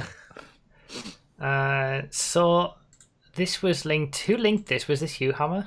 The Rockstar responding. Yes, it was me that linked it. It links in quite nicely with what we've already been talking about, to be fair. Okay, can you give us a quick, because I haven't actually read it. Yeah, it's basically Rockstar got called out by a government think tank that are currently looking at ways that companies are potentially dodging taxes or getting tax relief when they shouldn't be in the UK. And they got called out for being provided with £37.6 million of your tax money in the UK. And that tax relief fund, that video game tax relief fund, as a whole, Rockstar take 37% of it for the UK. Flip it out. And it was set up originally for like small game development studios to be able to get tax relief, wasn't it? Mm-hmm. Yes, indeed. And basically, Rockstar have turned around and said, well, you wouldn't have us employing all those people in the UK if we didn't get it, so fuck you, basically. Jesus. Rockstar's now claimed a total of $80 million in UK video games tax relief. Good. Yes, that's essentially Rockstar's response. This is the company, of course, that on Grand Theft Auto 5, since it was released in 2014, made $6 billion on that game, and apparently they need £37.6 million of your tax money. Your tax money. Everybody that pays tax in the UK is contributing to this money. We're paying tax on their games. They should be providing me free shark cards. They should be providing me a lot of shit. All UK citizens get free Megalodon. Yeah. So, getting that tax money back. So it's unfortunate because the way that they get this money is a bit dodgy. So the grant is effectively really easy to get, particularly if you're a UK. Have a base of operations in the UK, say. Basically, all you've got to do is have some sort of Britishness associated with your game. So if there's a British character, so someone with a fake accent, or if the language that your game is in English primarily, then you you're pretty much. Well, I know about this. Haha! It's like. There's when you apply for it, you have to meet a minimum British level, Having That is the most British thing of all time. You're not British. having English is like gives you like 2 points or something, right? But having it set in Britain gives you like 20 or something, right? Oh my god! Have you noticed the stem of British games that's coming out? Like Untitled Goose Game is super British. Why do you think it is? It's because they got this tax break. Like, Watch Dogs But- 3 thing. Yeah. set in London. Does the company not have to be like a British-based company? Nope. That No. gives you points as well, but I don't That think gives you extra points, yeah. So Gives you extra points. taxpayer money is going to companies outside of the UK just because they make their game set in Britain. It's cultural influence. Nah, so we gotta make a tea drinking game, man. We gotta do something. Drink simulator. Let's go. Let's get those grants. Come on, Josh. Oh what are we my doing? But god! it's because of cultural influence. They want games that are British to represent like for the kids, right? So I mean, I'm British, okay with that for like smaller development companies that are gonna actually get some benefit from it, and it becomes part of the only way that they can exist. But not $6 billion GTA 5 making Rockstar. Jesus. Well, if I come to you guys, right, and I say, what about GTA 5? Grand Theft Auto 5 is British to you. What about Grand Theft Auto 5 is British? Well, what's the guy's name in the nightclub DLC? No, What's his English Dave. Yeah, English name. Yeah, there you go. Oh, that's 5 there's points that right English right in the name. 20 points. yeah, right? they make English Fair enough. references, right? Like Rockstar reference Scotland and stuff a fair amount. Cara Delevingne, she's a radio host. That's got to be points. Yeah, that's points. That's points. So Yeah. that's fair enough. So what about Red Dead Redemption 2? Yeah, Screams yeah, yeah. British. to you. Gavin, Gav, obviously. come Gavin, in. yeah. No, you joke, but he's probably a character because of this. Wow. You joke, but that might be. That's insane. That's wild speculation, but you're kidding. But they might have people. I'm sorry, but I'm officially done with Rockstar. Done. I'm done. Dude, and this that- is on top of the fact that, as every major game company does, and as Take-Two probably does, they're probably incorporated somewhere like the Netherlands, so they don't have to pay any tax at all. Oh yeah, Yeah, no, so definitely. They don't So, pay tax; I mean- they'll get tax back from the UK though. They're getting money for nothing Yeah. from us, and it's not on. It's so infuriating. Like it's not infuriating until you get to the point where you start paying tax and like you start realizing how much of your money just goes away to the government, and then you realize that some of that is getting spent on Rockstar. $6 billion. Jesus. The worst bit is none of it goes to the actual artist, like the No. programmers and the 3D artists and stuff. It's No. all to the publishers, all of Yeah, it. shareholders. It's all to the CEO's cocaine account is where it's going. Exactly. That's great, man. Now that's the biggest game theory I've ever heard. That Gavin exists just for a tax break. Yeah. in the UK by Yeah. Rockstar. I mean, But that's maybe, just a game right? theory. I It's- never thought of it, but you mentioned it. Like, yeah, it makes sense. They always need to have someone from the UK in one of their games to add to it. Oh my god, it's so frustrating. That's great. I admire them. Yeah, I it's- really do. It's a shame. Like, I remember when the UK government was first and talking about it and asking for advice and stuff, and there was a bit of talk about, there should be a size restriction on the company, right? But the government's like, no, we want to appeal to large companies. We want, AAA British experiences and stuff as well. So I What see. happens when you let a bunch of boomers decide? yeah.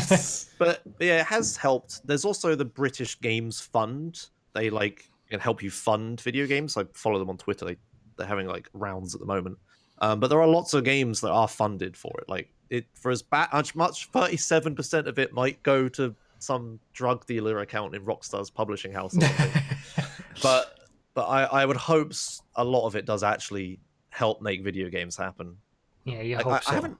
I'm not certain, but I'm pretty sure Untitled Goose Game, I said it earlier, is probably one of the games on that list. I should look it up. Yeah, it says on this article actually in order to qualify for UK tax relief, a video game must pass a number of criteria. One of these is a points-based cultural test administered by the link British to, Film the Institute. Summary of points. Yes. To pass Set this the test, a UK. game's required to score 16 out of a possible 31 points. So Johnny, just more than half. Can I read these out? Go on then. Go on. Yeah. Okay, so you've got set in the UK or Europe, whatever, up to 4 points. Lead characters British for up to 4 points. Video game based on British subject matter, 4 points. Original dialogue is recorded mainly in English language or one of the 6 UK indigenous languages. So I'm guessing that's like Geordie or something. Right? You can do like 4 points. So, Gaelic. so basically, you can get a quarter of the way there by just having the game in English. Except So You that's joke, cultural. but Steam more Chinese on Steam than English nowadays. Oh wow, Have you seen okay. that? Yeah, Yeah, so that's cultural content. Cultural contribution. Video game represents / reflects British creativity, British heritage, or diversity. Up to 4 points. Mm. You can get 2 points for at least 50% of the conceptual development or storyboarding in program takes place in the UK, and at least 50% of the music recording or audio production or voice recording takes place in the UK. So that means all the audio is recorded in the US and then sent via flash drive in the post to the UK to get a point. So then one of the lead project leaders is a citizen, script writers, composers, lead artists. So basically like people who work there. Now, this is under personnel too. That was it. Wow. Chat's right. That was it. That was the other thing. Sword and Shield. Why do you think that's in the UK?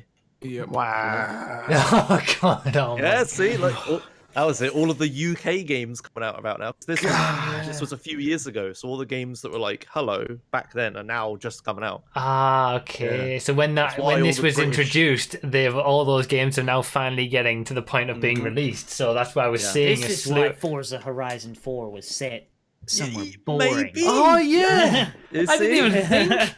We need See, it's like communism, we man. just uncovered.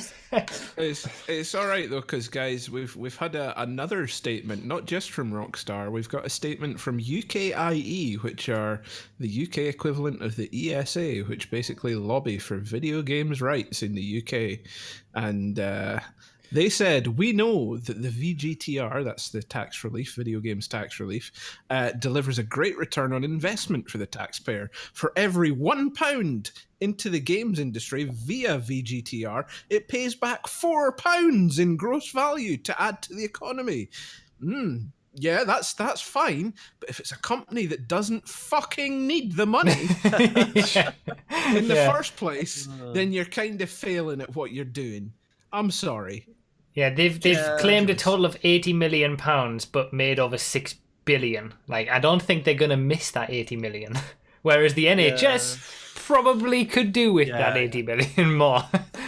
It's really unfortunate, right? Because stuff like Forza Horizon and Pokemon being set in Britain, like, you know, that's a cultural influence. It's actually positive, right? Like, and they're AAA, but it's just a shame that we have like the biggest selling, highest grossing media product ever is also qualifying for it. Like, it's kind of a problem. Yeah, Qualifying for 37%. Yeah, of it it. kind Of the entire, yeah.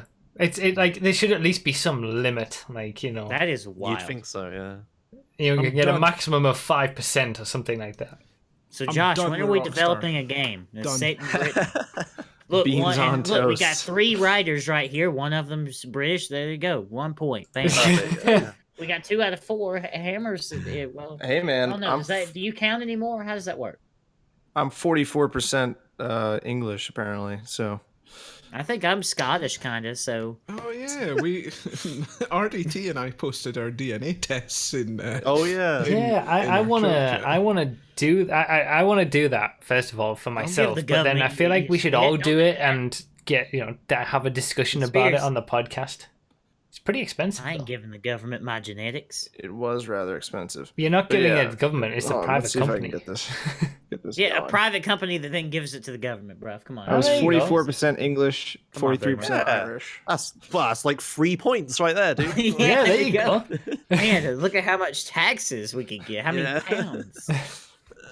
I was shocked at how French I am. I'm 23% French apparently. I've got no relatives in France whatsoever. I find that stuff fascinating. 1% French. I'd be Man, a few genuinely more curious. percentage points, and you'd be surrendering. I guess. That was weak. All right. So let's move on. So we got delays. Yeah, you mentioned Final Fantasy delay as well. Avengers was delayed. Is that it for gaming news? Do we have no more? When does emails? Flight Simulator 2020 come out? I'm excited. Yes, dude. I Ooh. need some of that. Oh, That damn! that, I keep game being does that. look Yeah, really good. I'm gonna keep being that guy. It's like, oh, I know about this too. Oh, no. People Just know finger on the Oh. I pulse. want to fly Yeah. over my house. Yeah, yeah. Well, we can talk about it another time, I guess. And But then yeah, not that tell game, anybody because it would dox me. the tech in that You can just game, move it. the tech in that game is genius, and the devs are amazing. Oh, really? Is it Tell that- me about it right now. Oh, okay, fine. I'll It keep is. derailing this podcast. That's fine. Bruv, have you not seen videos of it or anything? I haven't seen anything about it. No. Oh, Oh let me my go gosh, and what are dig you you up a video. doing? Yeah. okay. So Microsoft have decided that they want to get back into flight sims after not. I mean, making I one saw for 10 years. the re-announce. Was it at E3 or something that they re-announced it? I thought, like Yeah, said they were yeah, gonna, something but like that. I haven't seen Oh, any you so like behind. footage. You of so it. behind. You so behind. Oh, right. Okay. Yeah. So have you ever used Google Maps or Google Earth? And Yeah, you've yeah. been like walking around and stuff, right? Now imagine Google made a flight simulator. Do you think they would try to model by hand the entire Earth, or would they just slide that data into the game and look here, we got the whole Earth, right? That's what Microsoft's doing. They're using their Microsoft Bing stuff, their Bing Azure. Maps, whatever, Azure, yeah, the Yeah. Azure cloud server stuff, and they're like using that for the sim. So while Google Earth looks pretty crap from ground level, if you go to say 10,000 feet or something, suddenly everything looks pretty decent, right? So you have accurate, like correctly positioned data of the entire, like not entire Earth, but most of the Earth, right? It's so realistic, and it's great. It looks incredible. Yeah, like because the rendering is used on all this like crappy 3D models of the ground and stuff, and it's like they're using a lot of cloud technology to like stream the Earth data to you. That leaves so much resources for rendering everything else, and what's left, it's like the plane and Wow. the sky, right? So the sky looks absolutely fucking incredible, and it's really cool. That's so yeah, that's so you're clever to looking at the use video. real world like Yeah. map. And it's perfect for actual flight sims as well. They got a bunch of pilots to come to this PR event, and the pilots are like, "Oh, we can't use flight sims for training visual flight rules, which is where the pilots fly by eye instead of by instruments. Hmm. They can't use sims for that because the positions of buildings and landmarks and stuff isn't quite right because it was all made by hand before. But now they can use it because it's like a Wow. picture of the planet. It's all accurate. They got people to fly into like LAX and stuff, and they did it visual, like with no instruments, and it works because everything's in the right place. Wow. It's incredibly smart. It's genius. As Red Dragon pointed out in chat, the weather's real time as well. Yeah. Because they get that data from What? the Azure cloud. Yeah. Oh, the weather is It's all- real time. Yeah. This is all propaganda to make you I've- think the world is not flat, but whatever. I've You know. never been interested in a flight simulator. Yeah, I'm like- interested in this one though. That's unbelievable. I mean, I'm showing the trailer on the podcast I will buy whilst a we're all flight sim talking. for this and rig my racing pedals up to be like actual like flight sim pedals. I swear. Yeah, to God. yeah, that's what I was going to do. Use them with those rudder and stuff. That is yeah, unreal. So in that trailer, the bit, I don't know if you want to go back and show it, but the bit where the plane the light plane does like a flip past like some hills and grass and stuff. If you look carefully, if you pause the video, you can see the tree is like all mangled and stuff, and it looks like Google Earth, and it looks awful. But it doesn't matter because you're going at like 300 miles an hour, right? Like, so they're just using like Google Earth essentially data to do it. But you That can is you can so tell. smart though. Like, Mm. of course, why we've got that's crazy. As LeBron pointed out, they do have the entirety of the UK in that, so they'll be getting a good chunk of cash. Oh yeah, that From, was. Oh that was- yeah, yeah. That's a good point, yeah. absolutely. They've got the entirety of England. They can get their tax break immediately. They'll show the tax break people like, oh, we're flying past Big Ben. Look, wow. like Yeah. perfect, £10 million pounds. Yeah. Watch now, I'm gonna fly into Big Ben, and then you get points deducted. But yeah, I think they are doing some like touch-uppy work around the airports because like having Google Earth rendered airports would look pretty crap.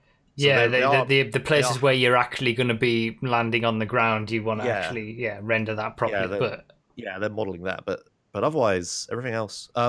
There is one concern though, because it uses cloud data. everyone was like, "Oh, is this online only? What happens when they shut down the servers?" Right. So that is a bit of a concern. The devs have tried to quell some fear by saying like, "Oh, it's fine. You can cache data. You can assign like 100 gigabytes on your hard drive to cache all this data. So the places you fly a lot, you don't have to download all the time, right?" But that's just like that's talking about- wild. I'm gonna be able to take off from Birmingham internet, not your Birmingham, mine, and just fly around Alabama. I'll just fly to the beach one day. It's Yeah, gonna be amazing. It's really clever. That's It's the incredible. best. When That's- does this come out? When is it coming out? What is the I'm not release sure. date? The problem is they don't I have need it VR now. support. There's no VR support at launch, which is really Oh. upsetting. Oh. Yeah. But how much that's an interesting. If you wanted to get the entire globe 24th of downloaded to your October hard news. drive, I think they did talk about how big it was at one point. It's in terabytes, obviously, yeah. but it's not realistic to store. But it's like a good excuse to have online only, right? Like this couldn't exist without the Yeah, online. it's the only first cloud time stuff. that's been a legitimate thing. I can buy some enterprise grade hard drives. Don't tempt me. But it's like you remember when like SimCity came out and EA or Activision or whoever published it was like, oh, it needs to be online only because we're using cloud stuff, and then people immediately hacked it to work offline, right? It's like Yeah. it's like this isn't going to work like that. You have to have cloud data for this. That's genius. I didn't even like that. That's caught me up a lot, and I'm well impressed. What's the scale going to be on the game? Is it working as 1-to-1? well? It's Or- 1-to-1. So like it's going to take me 6 hours to fly across the ocean. Yeah, just like any flight sim. Yeah, Yeah, Microsoft you Flight can- Simulator you has can- always been 1-to-1. isn't it? you could speed up. I think like you can time warp. Yes. Yeah. That's crazy. Okay, interesting. Yes, Birmingham if to you- Birmingham. That's what I'm going to do first. Yeah. Is there an airport at Birmingham? Too bad if you time warp straight into a bloody storm. Uh-oh. All right, so let's move it on to the racing corner. Okay. I'm trying to bring it back. We've got someone now. At least How's the Corvette team doing right now in 24 hour? How are they doing? I don't know. I can see it from here. Hey Emma. Also, are they using the new C8 Corvette in this race, or is it still the? I don't even. I haven't been keeping up with it. I wanted watch the Daytona 24 Hours is like the first proper big endurance race of the year, and we're missed the start because we're obviously here. We're but live right now. Yeah. It's such a it is a good race. But why? No, they're I still wanted on to get back to C7. this because earlier on you said good racing. That's good racing. Whereas that's compared to back. Why is endurance racing good racing? I mean, I'm not saying I don't disagree. It's not necessarily endurance racing. It's the fact there's like 75 cars. There are 3 classes. It's wild. It's crazy. That's what's so great about it. It's not just, oh, here comes the Mercedes car. Oh no, here comes the Ferrari car. Oh no, Mercedes won again. Like, just like it's like. I mean, I agree. It's For the the pinnacle real of motorsport, Formula One's a pretty bad motorsport. Yeah. It's fine. 2021, bruv. 2021. Just wait. Yeah, the rule changes 2021. It's going to be a big difference, but except it isn't because Mercedes and Ferrari are just going to spend more money this year and be on top of it next year because they didn't put the price cap on for this year. It's so stupid. Man, in the multi-class is like so cool because it's like, why just have one race when you can have 7 races at the same I mean, time? at this point, Formula One is multi-class. You have Red Bull, Mercedes, Ferrari. You have everyone else, and then you have Williams. Right? Like, that's it's like 3 classes. It's Yeah, 3 races in one. Yeah, it's like, oh, is Kubica gonna beat Russell? Oh, I don't know. I don't know. I We feel need bad to now. we need to try and the highlight videos the Formula One put up on YouTube. They're like 5 minutes long. I don't think it's going to be too difficult.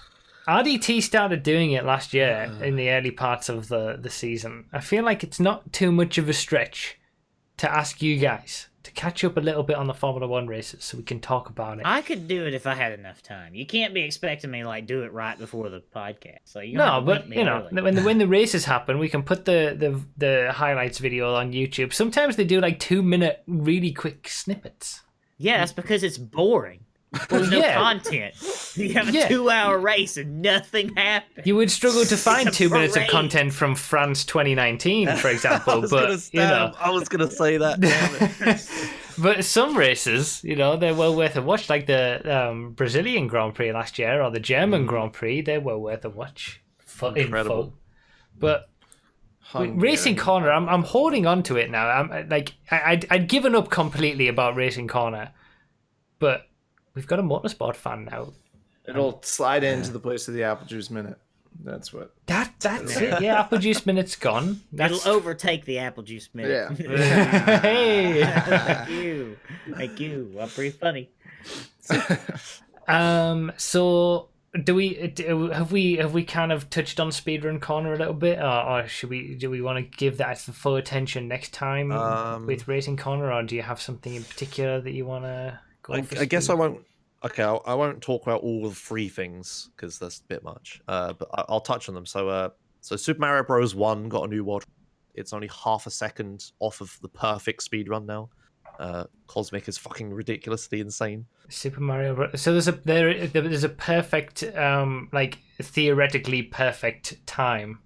Yeah, that it's possible to do it. It's called a tool assisted speedrun. So Okay. they use emulators to frame advance and rewind and they can record the inputs for a perfect run. Okay. So frame perfect everything. And there's some things you can do in an emulator that you can't do in real life. Like you can press left and right at the same time in an emulator, but you can't on an NES controller. But there's a human theory task or tool assisted speedrun that's only does things humans can do, and it beats the game in 4 minutes 55 seconds 0.08. Cosmic, who's Super Mario Bros. Speedrunner, he got a new record, real time human, an actual playing it, of 4 minutes 55 seconds 0.64. Right? Wow. That's wild. He's Half a just second over half a second behind the machine that's doing That's it an perfectly. athlete. That's not a machine. That's an athlete. Yeah, it's ridiculous. They've optimized the hell out of that game.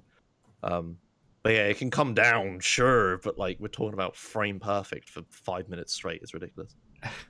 Wow. Yeah, free frame rules. Yeah, Mentor knows about it. But I won't talk too much about it. But there's also Super Mario 64 has a ton of money riding on whoever has world records for the 120 star category now. There's thousands of dollars riding on it, 5,000 I think. Why is gonna that? Why? Where's that money come from? Bounties. Fans of the run and stuff are I'll give $1,000 to whoever's world record at the end of the month or whatever, right? Okay. Wow. And then everyone's sweaty palm trying to get world record, right? But there's esports event hosted by European Speedrun Assembly, who I'm affiliated with. Not spoilers. What am I trying to say? Sponsored? Hashtag spawn? Hashtag No, ad. Hashtag not ad. No. I know what you're trying to say. Full transparency or Transparency. Full that's what- disclosure. there you go. Disclosure, that's it. Yeah. Yeah, disclosure. I'm sort of, but anyway, but they're having an esports thing. They're getting 5, I think, of the best runners of Super Mario 64. They're going to get them all into a room, and they're going to make them play and see who's the fastest at the end. It's and going to be whoever's the fastest. sweatiest room in Yeah, existence. yeah. Oh, But they're God, gonna yeah. have, but there's thousands of dollars riding on it, right? It's ridiculous.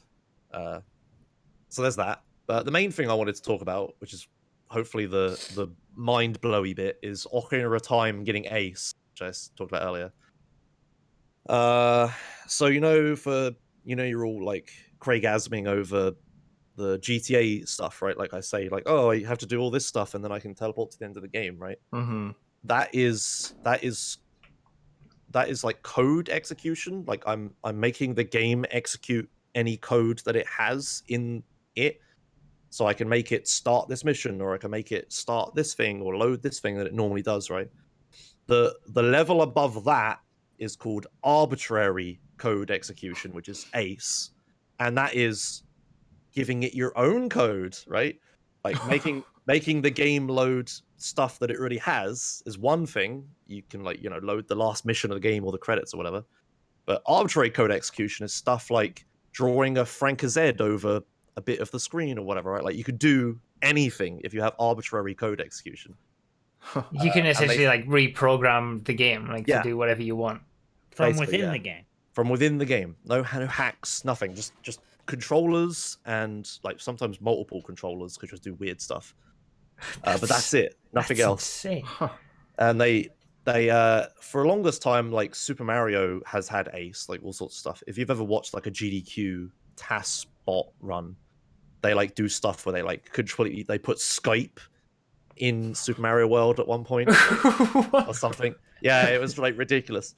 It's like running on a console and they have like a terrible video feed of someone from the other room and stuff. Wow. Yeah. Like you should like I recommend if anyone wants to know more about TASes, like look up TASbot at GDQ. All of those runs are amazing. Well, the runs they're pre-recorded, obviously, but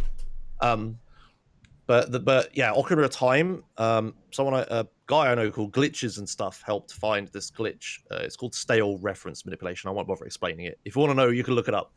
But basically, you can make it so Link holds an item that doesn't exist.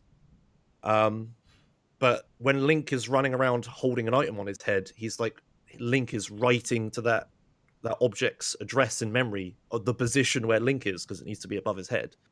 So he's like writing data to this thing. But you can do this glitch where he doesn't actually hold anything, so he's writing data to some random place, and then you can load stuff in the right way and make it so the data you're loading is a certain thing, and you can change it by running to a certain place and then throwing the item.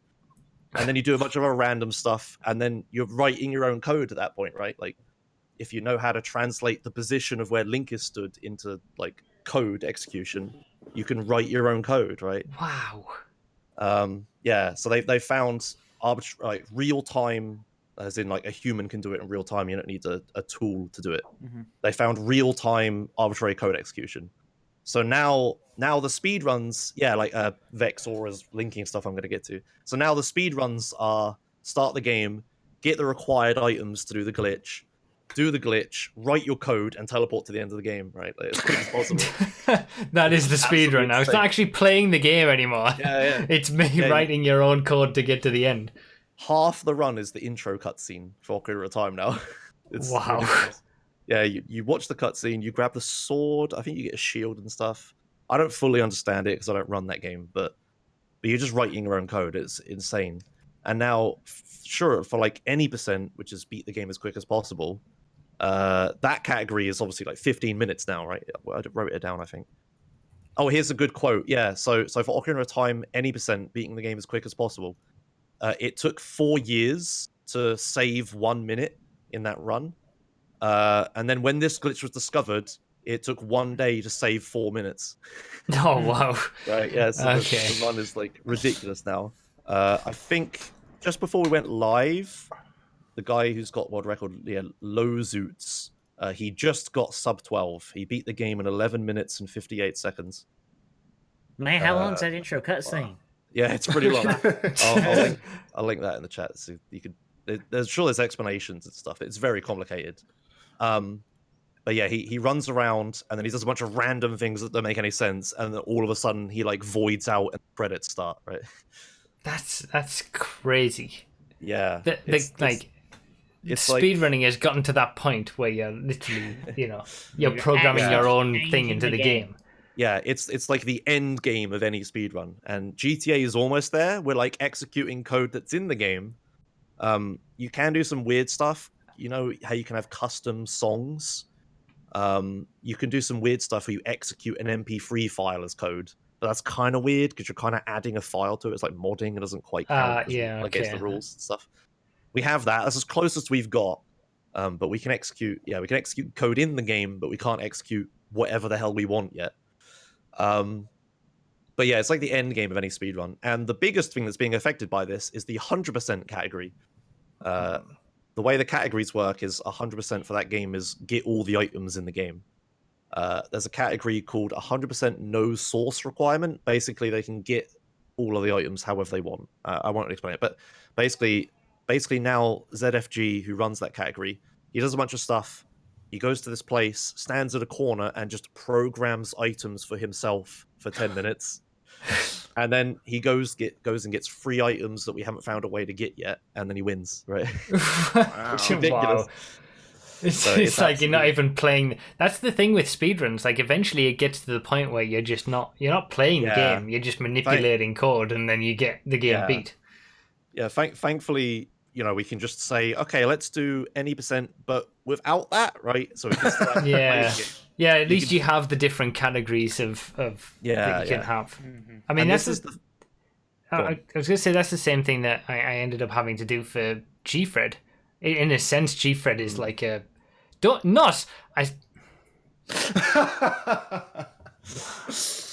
face palm. This is relevant to the discussion.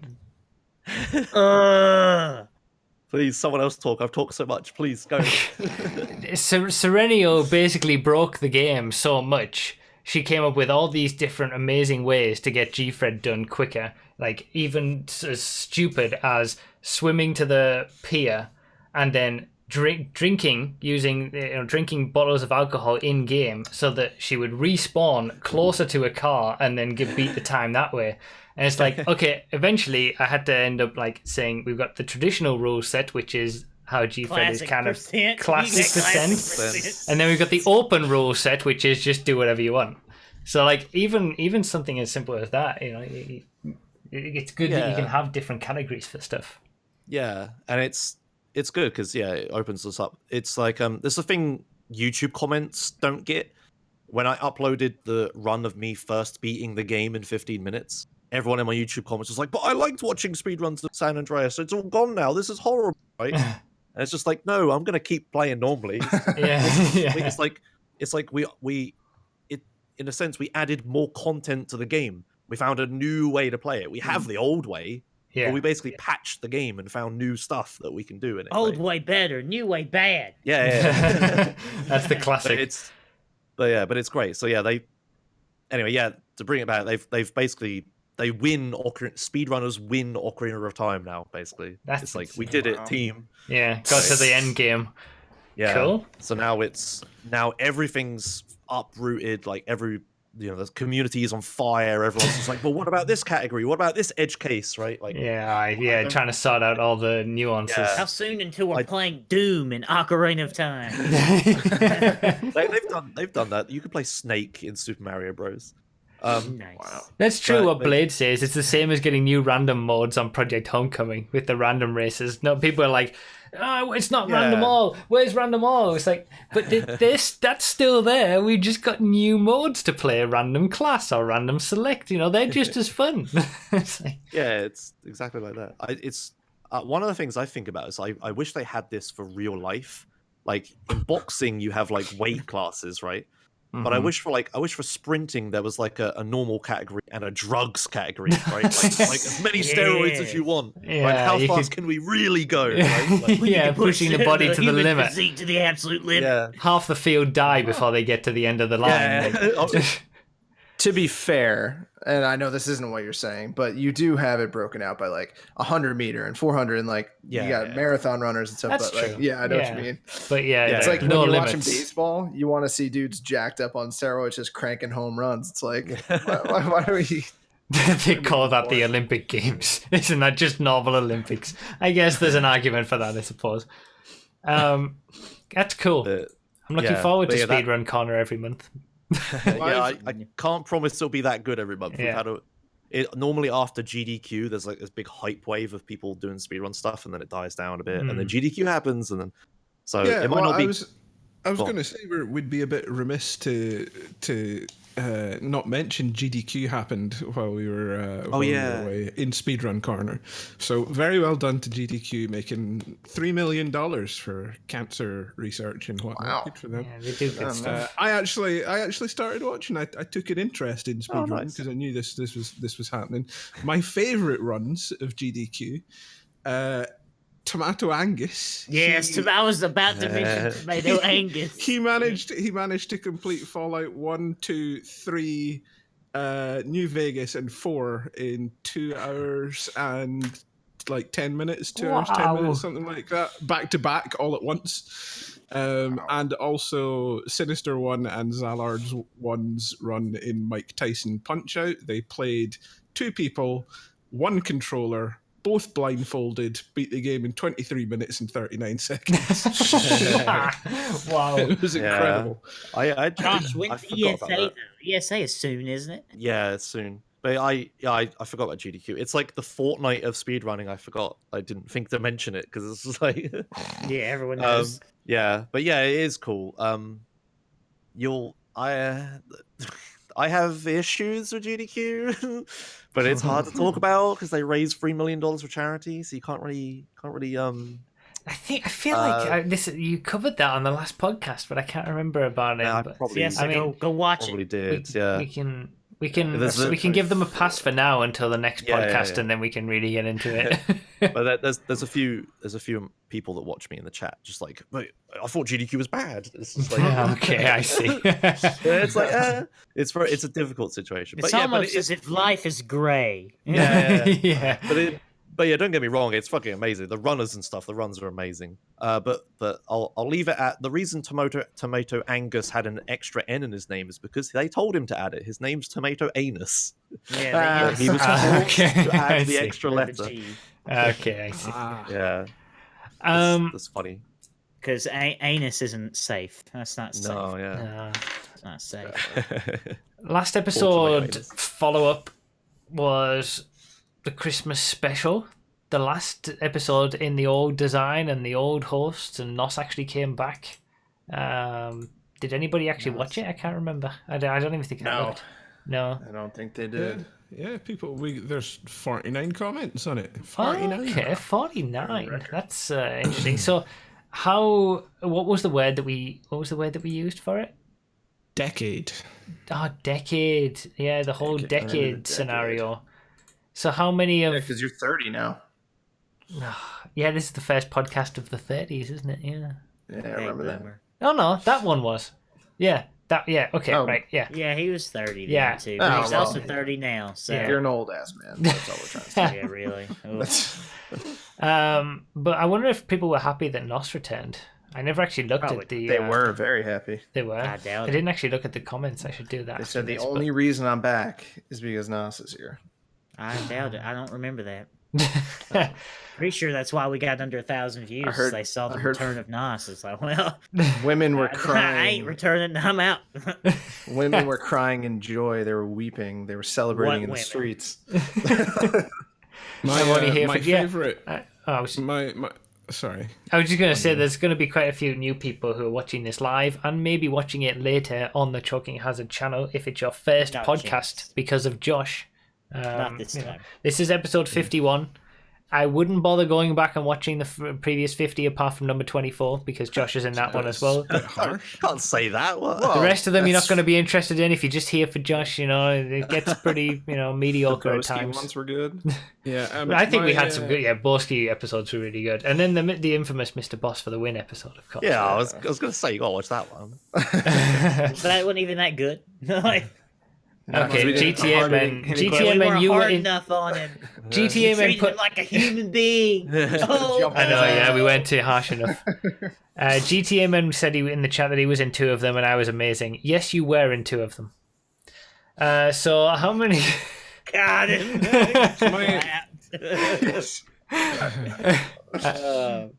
All right. My favorite comment was from Ralph, who said, "Too bad Nos had to miss out on those sweet, sweet Christmas tips from lonely single mums across Alabama, as he always delivers cheap pizza in a Santa hat and an MX-5 painted to look like a sleigh." Trust That's me, when good. I'm going to the single moms, let me just say they missed out on the tip, not me. All right, that's what I'm saying. Hey, oh, hey. A little extra sauce cheech, hey, oh, hey. Get a little Alright. sausage. So number of comments. 49. 49 comments. How many said decade? Yes. This is the bit 5. where you guess. 5. Decade 49. 22. I'm saying 35. I think it's going to be high. No, I was going to say like 20. So yeah. Okay. Correct answer is 28. I win Yeah. for once. Hey, The first time ever. I won. Yeah, Yes, you did, congratulations. Good job. Wow. I went too low. I bid $1. Mom asked me what my bid was. I bid $1. We're not Didn't work out. playing that game here. Wow, We are. amazing! Every My game. first win. Crazy. So Good job, Andy. Is it? Decade was That can't actually- be. Wait, that can't be your first win in. I'm always 50 over by like episodes. 1 or something. No, but not your stupid rules of if you're over. Like, you've been closest guess many times. If we don't win according to my rules, then you don't win. It's very simple. I'm hate making the this. rules I here. hate it so much. You know, we Right, had that show in the UK, right? And we don't bind any of our rules at all by it. Yeah. It's Yeah. just a game show. Well, Who cares? All Americans are obsessed with Price is Right rules. Why? Price is Good. Right. Weird. The Price is Right is the most influential game show that has ever been on syndicated television. It's one of the most important. It's not called The Price is what Wrong. we said? Remember what we It's- said in the pre-show about false gods? It's a cultural remember? icon. Talk trash about Bob Barker. If you are new to the podcast, by the way, we do record the pre-show, which is mainly setting up the show for like half an hour. That gets uploaded a week later on the podcast channel. But yeah, just in case you wanted to know that reference. I keep forgetting that there's going to be new people watching. I just kind of think everybody knows the mediocrity of the Choking Hazard podcast. You'll soon learn. Community questions. I think we've only got one this week. We've just got the G of D patiently waiting. Very I shall drag patient. him in now. For an hour. Hey, welcome to Choking Hazard Podcast. Who's your question for? And what's your question? Come on, quickly. With Speedrun. Come on. He's muted. unmute. Is he muted Come on. by us or him? Nope, him. Him. Uh-oh. He's probably AFK. They always do this. Maybe do. maybe we should leave the opening the phone bank a bit later on in the segments now. 'Cause I was I just delayed it thinking all. I'm sorry. yeah. Oh, no.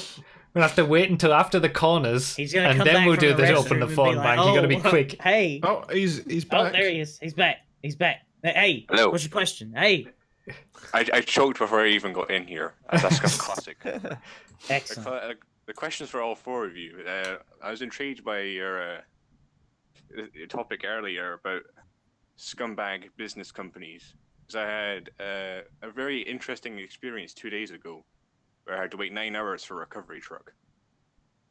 So yeah, that was interesting. So my question is, what is your worst experience just with waiting on stuff that you expect good service for? Ooh. Oh, I've got a very relevant story that happened to me just recently. This is an excellent question, by the way. That is a Okay. good question. And I don't even have a good answer for this one, but I just know it's a good question. Oh, I got a good one. I don't know if it's the worst, but it's something I can think of. Yeah, Yeah, I don't have one that's the worst, but it happened to me just recently.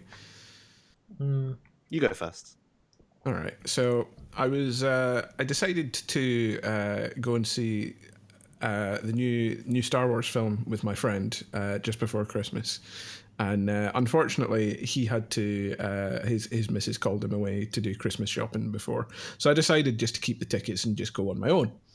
So the cinema that I go to, all the way across town, and obviously I don't drive, so I said, like, right, fuck it, I'll just call a taxi. So I decided, I thought, look, it's coming up to Christmas. I think it was probably it was a good week before Christmas, something like that. You know, it was before sort of the crazy rush. So I thought, look, I'll phone it an hour before I need to get to the cinema. Right, that gives me, you know, a good amount of time for them to allot the taxi and get it. Fantastic. We don't have Uber in my town, incidentally. Don't have Uber. Plenty of taxi companies, though. Plenty of taxis. So phone the taxi company up, book it, no problem. As soon as I put the phone down, I get a phone back from the taxi company saying, we're really busy right now. I'm afraid it's going to be about 20 minutes before you get a taxi. And I went, that's fine. I've left it an hour. It's all good. Being smart It's all about this, good. yeah, that's all good. I'm a smart boy, right? Put the phone down and immediately got a text from the taxi company saying, oh, here's the license plate of your taxi. You can track it on our app just here. So I clicked track. I was like, oh, it's 5 minutes away. They must have been talking shit. That's great. So I wait for it. I see it approaching me, and then it just disappears from the map. Oh, okay. Wow. Fair enough. It just disappears from the map. So I I go, okay, fair enough. And immediately I get another text saying another different car is on its way to me. It's 10 minutes away. I go, oh, okay. So I pull out the phone again, look at the app, and sure enough, it's 10 minutes away. Shortly after I get that notification, the car just disappears off the map again. I'm like, oh, okay, well, that's interesting. By this time, it's been about half an hour, right? So, the 20-minute time schedule that the guy said has now passed. So I decide to give them a ring, but I get an automated response saying, look, there's a car on its way to you right now. As soon as I put the phone down on that, the guy phones me up and goes, yeah, we're really busy right now. I went, I know that. You've told me already. You said it would be 20 minutes. It's been 30. What's happening? He goes, yeah, we're really busy right now. Doesn't apologize. We're really busy right now. I was like, I know you are. You've already said that, mate. Where's my taxi? And he says, well, I've got a guy going to the train station and then it'll be up to you straight after. I went, okay, cool. Still got plenty of time. We can still make the movie. It's all good. So, as soon as I put the phone down, get the text, license plate comes through. License plate comes through. Sure enough, I see him driving all the way down to the train station. Excellent. Stops at the train station, then drives all the way up to, there's like an industrial estate at the bottom of my street. He stops at the industrial estate. For 10 minutes, he stops at the industrial estate. I assume he's getting a sandwich or something. So, by this time, unfortunately, it was just about time for the movie to start. So I was like, fuck it, cancel the taxi. And that was the end of my day, basically. Jesus. That was taxis.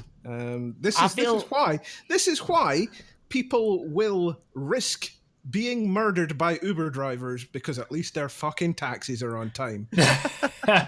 And they don't just randomly disappear.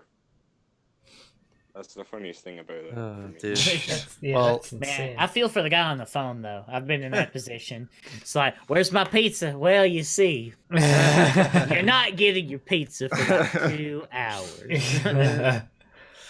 Well, I watched that Star Wars film, and I can say you dodged a bullet, my friend.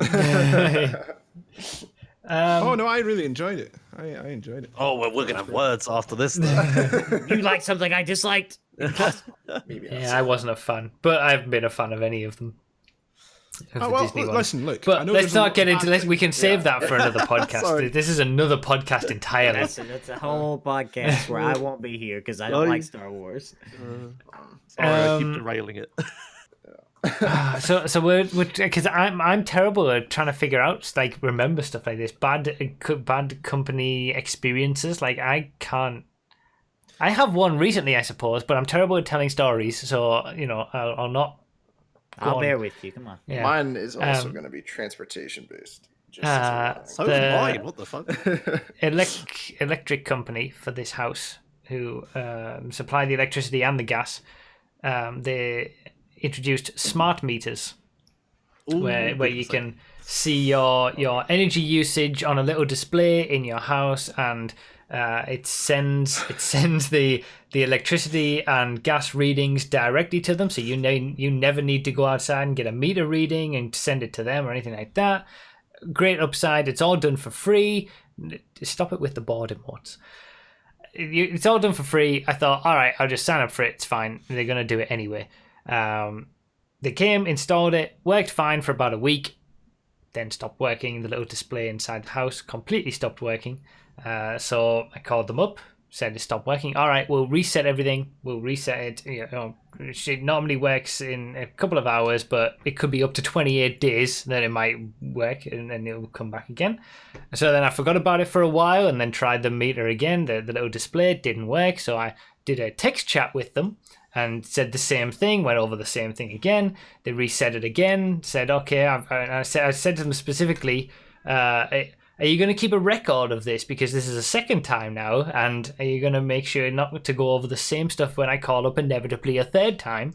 And they said, yeah, we'll reset everything. It's going to be fine. We know what the problem is now. We'll sort it out. And now here we are, I don't know, about 2 months later, and it still doesn't work. And previously previously it was still sending data to them. At least the electricity was, the gas wasn't, and that was probably what the problem was. And I tried to tell them that, and I tried to explain that was the problem, but they weren't.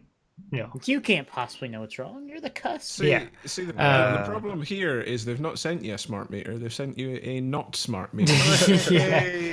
Technology bad. All right, listen. But they were Technology bad. previously would send the electricity readings anyway, but now it doesn't even do that. So I'm gaining nothing. I have to go outside to look at the electricity and gas meters to see a reading to then send to them if they want an accurate reading.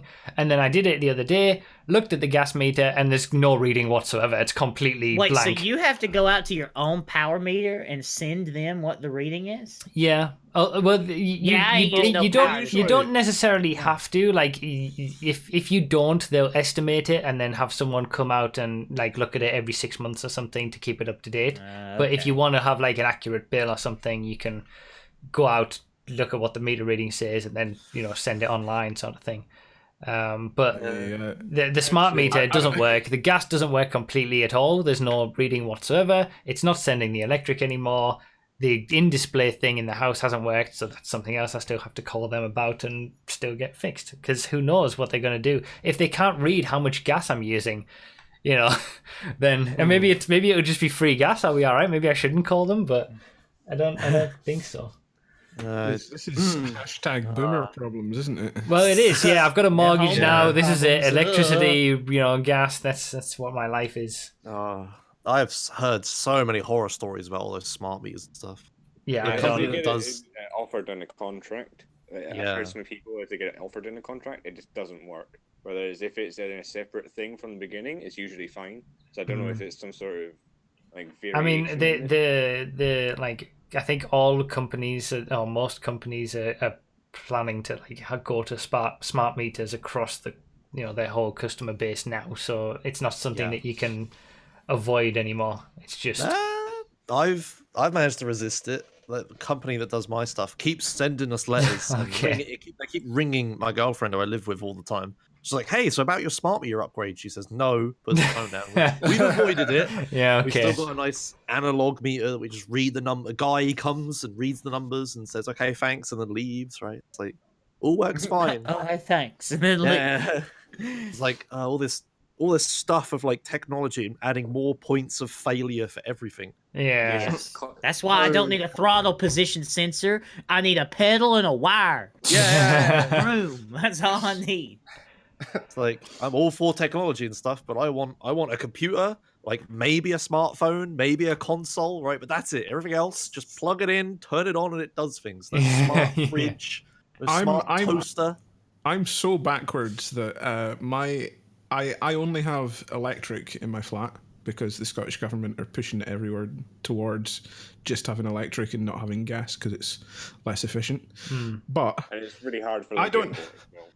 I don't pay monthly. I've got pay-as-you-go electricity. Oh no! Oh yes. Yeah. Every time you turn a light switch on, somebody knocks on the door. Hey. I've got a meter that's in my flat that tells me an amount of money I have on it, and whenever I need to reimburse it, I take a key out and go across to the agents across the road. We and used to put have money on those. it. Yeah. But the very That sounds first like house the that I used to worst live thing in, like up to the age of like 11 or something. That's right. My mum used to have to take the little key out, go to the local corner shop, put money on the key, and that you plug it back in, and that gives you your electricity. I'm properly old school. Dude, now that's peak capitalism. It's like, Like, like money running low, refill power now. I've honestly had to stop gaming sessions and going, oh, hang on, I'm just about to run out of electricity. Yeah. It's like what don't you like to check all of the time? You don't want to go under your stairs and look at your electric thing and see how much electricity you have left. It always runs out, and that's when you know about it, right? Yeah. It's just like, oh, the power's out. Oh yeah, I forgot about that, right? It's like, so You don't want to have to keep How a is track that of not in your America? lights. That sounds amazing. I don't have to check it because luckily enough, when it goes below £1 on the meter, it goes beep beep beep beep beep beep beep beep beep beep beep beep beep beep beep beep beep still annoying. continuously forever until I feed it more money. And Yeah, the but now you're beeping just drains the moving. power faster. Yeah, you're just moving the issue now. Instead of your electricity going out and being annoying, you have an annoying noise. Yeah. Oh my god. My food is Yeah. spoiled and the meter won't stop beeping. Yeah, it's so bad. All right, Aditi, do you want to go with your bad company story? Sure. So when I first started working at my current job, I was commuting from my home that I was staying at with my mom, and it was about hour and a half, 2 hours there, about an hour and a half, 2 hours on a bad day back. And I would drive 45 minutes to a train station, take the NJ Transit train, which was bad in itself, and then we got to this other train station called a PATH train, which is kind of like a subway in a way. It's like a lighter train. So about 6 months into my job, I get transferred onto another category that it just like upped my workload by 25% or something like that. So I relatively new. I'm like stressing. It was the first day I had to work on this. I was like, Jesus Christ, I did so much today. I just want to go home. I just want to have dinner, whatever. And the PATH train is notorious for being packed just to the gills. And that's a problem in itself. It's like, why can't you run more trains, get less people on, get more people going and back and forth? How long are the respective train journeys?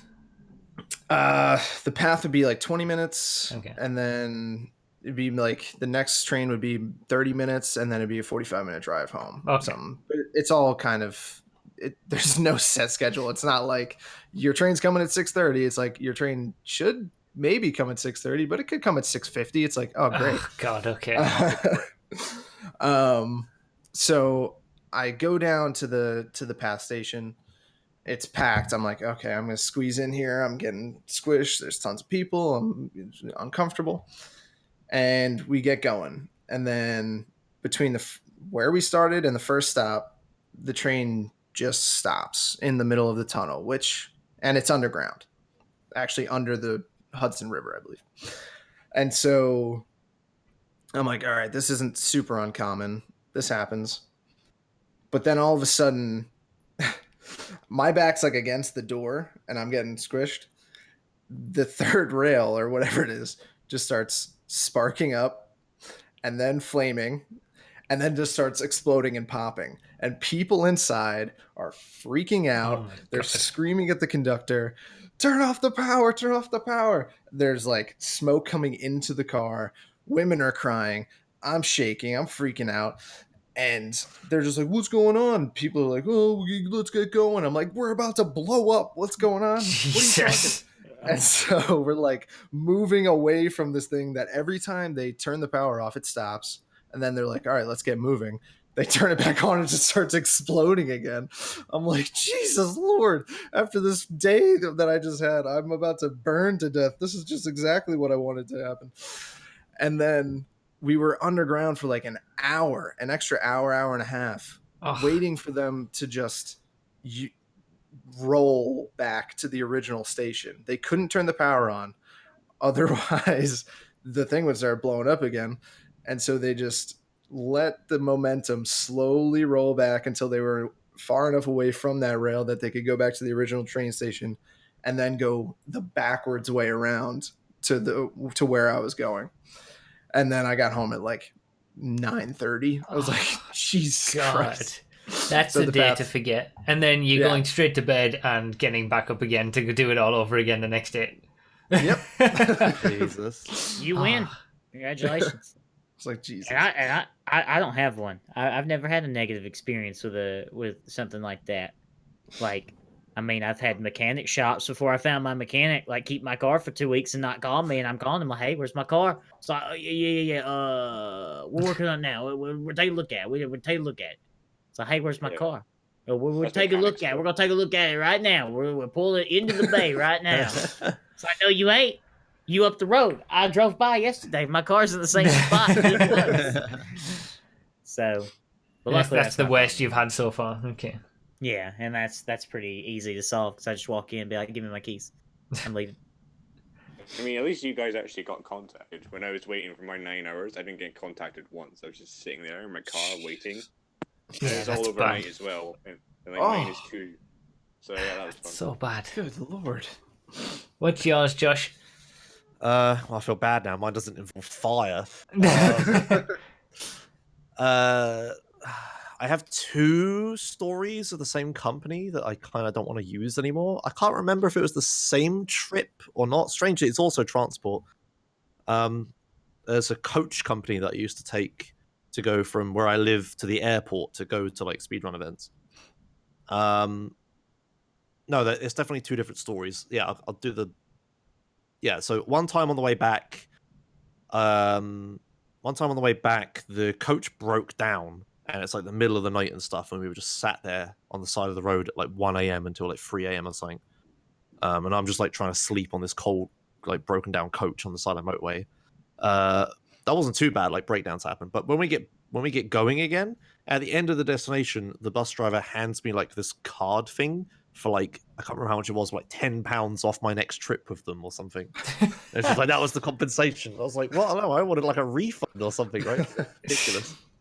That was tame, but there was then immediately the trip after that, coming back home. When I would go to speedrun events, I like to sometimes stream while I'm there. So I take like my microphone and a laptop and, you know, all this other streamy stuff. Consoles, because I need to speedrun console games. And I have that all in my suitcase, right? And, you know, get loads onto the coach and, you know, at the airport, and the coach drives away, and then a coach stops. This is always at 2 a.m. for some reason. The coach like stops at like the city outside mine, lets some people off, and then goes to the next place, stops, lets some people off, etc. Until it gets to where I live on the coast, which is normally a last stop. Well, anyway, after all these stops, I get off where I live on the coast and go to the coach bay thing, and my suitcase just isn't there. It's gone. It's not there. So I'm just like, yeah, I'm just like, oh no, what? So then, but no, because the people aren't the people taking the suitcase off, it's the driver. So I go up to the driver and I'm like, my stuff isn't here, what? And he was like, what? I was like, yeah. And then I describe it to him. It's like, you know, big red thing, there's my name on it and crap. And then he's just like, and then he just nonchalantly says to me, oh yeah, I think I left that at the first place. Oh my god. So like, and it's in Southampton, which is a fairly large city. So just in the middle of Southampton at 2 a.m, there's my suitcase sat next to the side of the road in the city centre with all my expensive electronic equipment, like this microphone and everything in it. And I'm just someone like, opens it up and they're like, it's a bomb, it's a bomb. like, excuse me, what? And he's like, oh yeah, sorry, the only thing I can do is ask the next coach on the next trip to like see if it's still there. So I just sit at this coach station, this like train station-y thing. I sit there for like an hour waiting for the next coach to come. Like, don't hear anything. And then Emma like hears about it, and she like comes storming down into the place, and like, you know, is there at 2 a.m. and stuff. But somehow, some way, the next coach turns up, and the driver has my stuff on it, and I don't understand how the hell it sat there for an hour in the middle of Southampton without getting stolen or anything. Wow. But some miracle, it just turns up, and I'm just like, okay, yeah, thanks. And then I've never gone with them ever again. No, that seems really, yeah. Wow. That's like that hour that you're waiting to see if your stuff is, you know, still yours. That's like, that's just painful. If I saw that suitcase, I would go right through it just to see if everything was there. I'm like, what? I'm I did go through it, thankfully, when I got it, but everything was fine. It was all fine, but it's like, what the hell though? Like, ridiculous. I had a business trip once. I was flying Edinburgh to Stansted, like I normally do. Edinburgh to Stansted, waiting for my luggage at the other end at Stansted. Nothing turns up. I'm like, oh, that's strange. So I use the phone in the luggage area to work out what's happened. And the guy's like, oh, did you come from Edinburgh? I was just like, yes. He's like, yeah, we had another flight Edinburgh to Stansted earlier today with some luggage that went missing, and it went to Krakow in Poland. Let me just check just to see what's happened with yours. Sure enough, it had gone to Krakow in Poland. Oh my God. My luggage went on a little holiday without me over to Poland. But luckily enough, they were able to return it to my hotel the next day. So, but yeah, that was. Imagine like, messing that up, though. Yeah. I was like, that's such a strange thing to like. How can that possibly happen? And Oh. also for the second time in the same day. What's going on? No, you reminded me another thing. Do you remember earlier? Well, not this year, I guess. Last year, when British Airways had like a big computer meltdown or something. Oh yeah. I was flying with them at that time. Oh god. I like live streamed it. I did a stream. The queue for the British Airways luggage collection thing was like fucking the entire Gatwick airport long. It was Holy like shit. horrible. And they had to like, Gatwick's pretty big as well. yeah, and they were like manually giving out the little baggage labels you had to put on your bags and like writing on them and putting on them and stuff. And I was thinking to myself, this is never going to work. It's like barcoded, right? It needs to be like handled by a computer and scanned and stuff. And lo and behold, everyone lost their luggage that day, including me. The entire plane I was on, just a luggage just wasn't there in Amsterdam when we landed. That's so interesting because in Edinburgh Airport, if you're going on any flight if you're coming from Edinburgh Airport, all of the baggage terminals are now self-service, so you print out your own label and put it on yourself. Yeah, and that's handed to the to the person. Yeah, that's what they had at British Airways. They had like 5 staff or whatever, but everyone's using the self-service thing. But what happens when the self-service breaks? Like then suddenly the 5 staff broke. Right, right. All their tech system broke. So the 5 see. staff have to then huddle together and they weren't expecting to serve all these people, right? Only the old people that don't want to use the machines. I like what Cyber just said. Luggage systems are made by the same people that make smart meters. Yeah. I mean, that reminds me of British Airways again, that Xerxes' mum was here to visit us, and when she went back to Sweden, they lost her luggage, and then when it turned up, the stuff was stolen from it. Oh, like someone had been through it. So what stolen, you're saying is, if I fly anywhere, I need to take enough money to buy clothes when I get, just buy everything when I get, and then just leave it there. Yeah, when the time I went, because my luggage wasn't there, it took them like a day or two to send it to my hotel. Yeah, I had to just buy clothes and stuff. Like this. They'd always take a couple of days. The British Airways actually drive anywhere I want to go. California, just vroom vroom. To be fair to British Airways, they actually did compensate her monetarily for the things that were missing.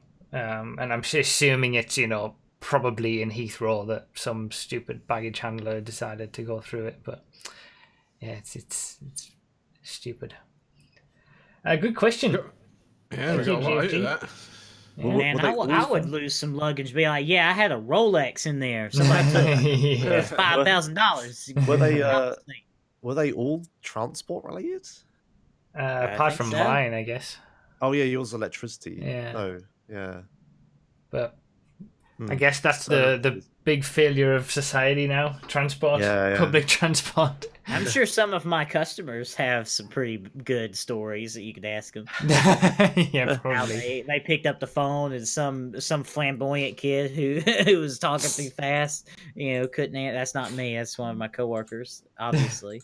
I'm not flamboyant. But All right, so we go into Choke of the Week. Choke of the Week. So we got 3 chokes, 2 in the YouTube playlist, 1 from a Twitch clip. So let me just swap it off. If you're listening to this is the point where you need to go to the YouTube channel for Choking Hazard Podcast and Choking Hazard Gaming, it's called. Seek it out and watch the chokes. Right.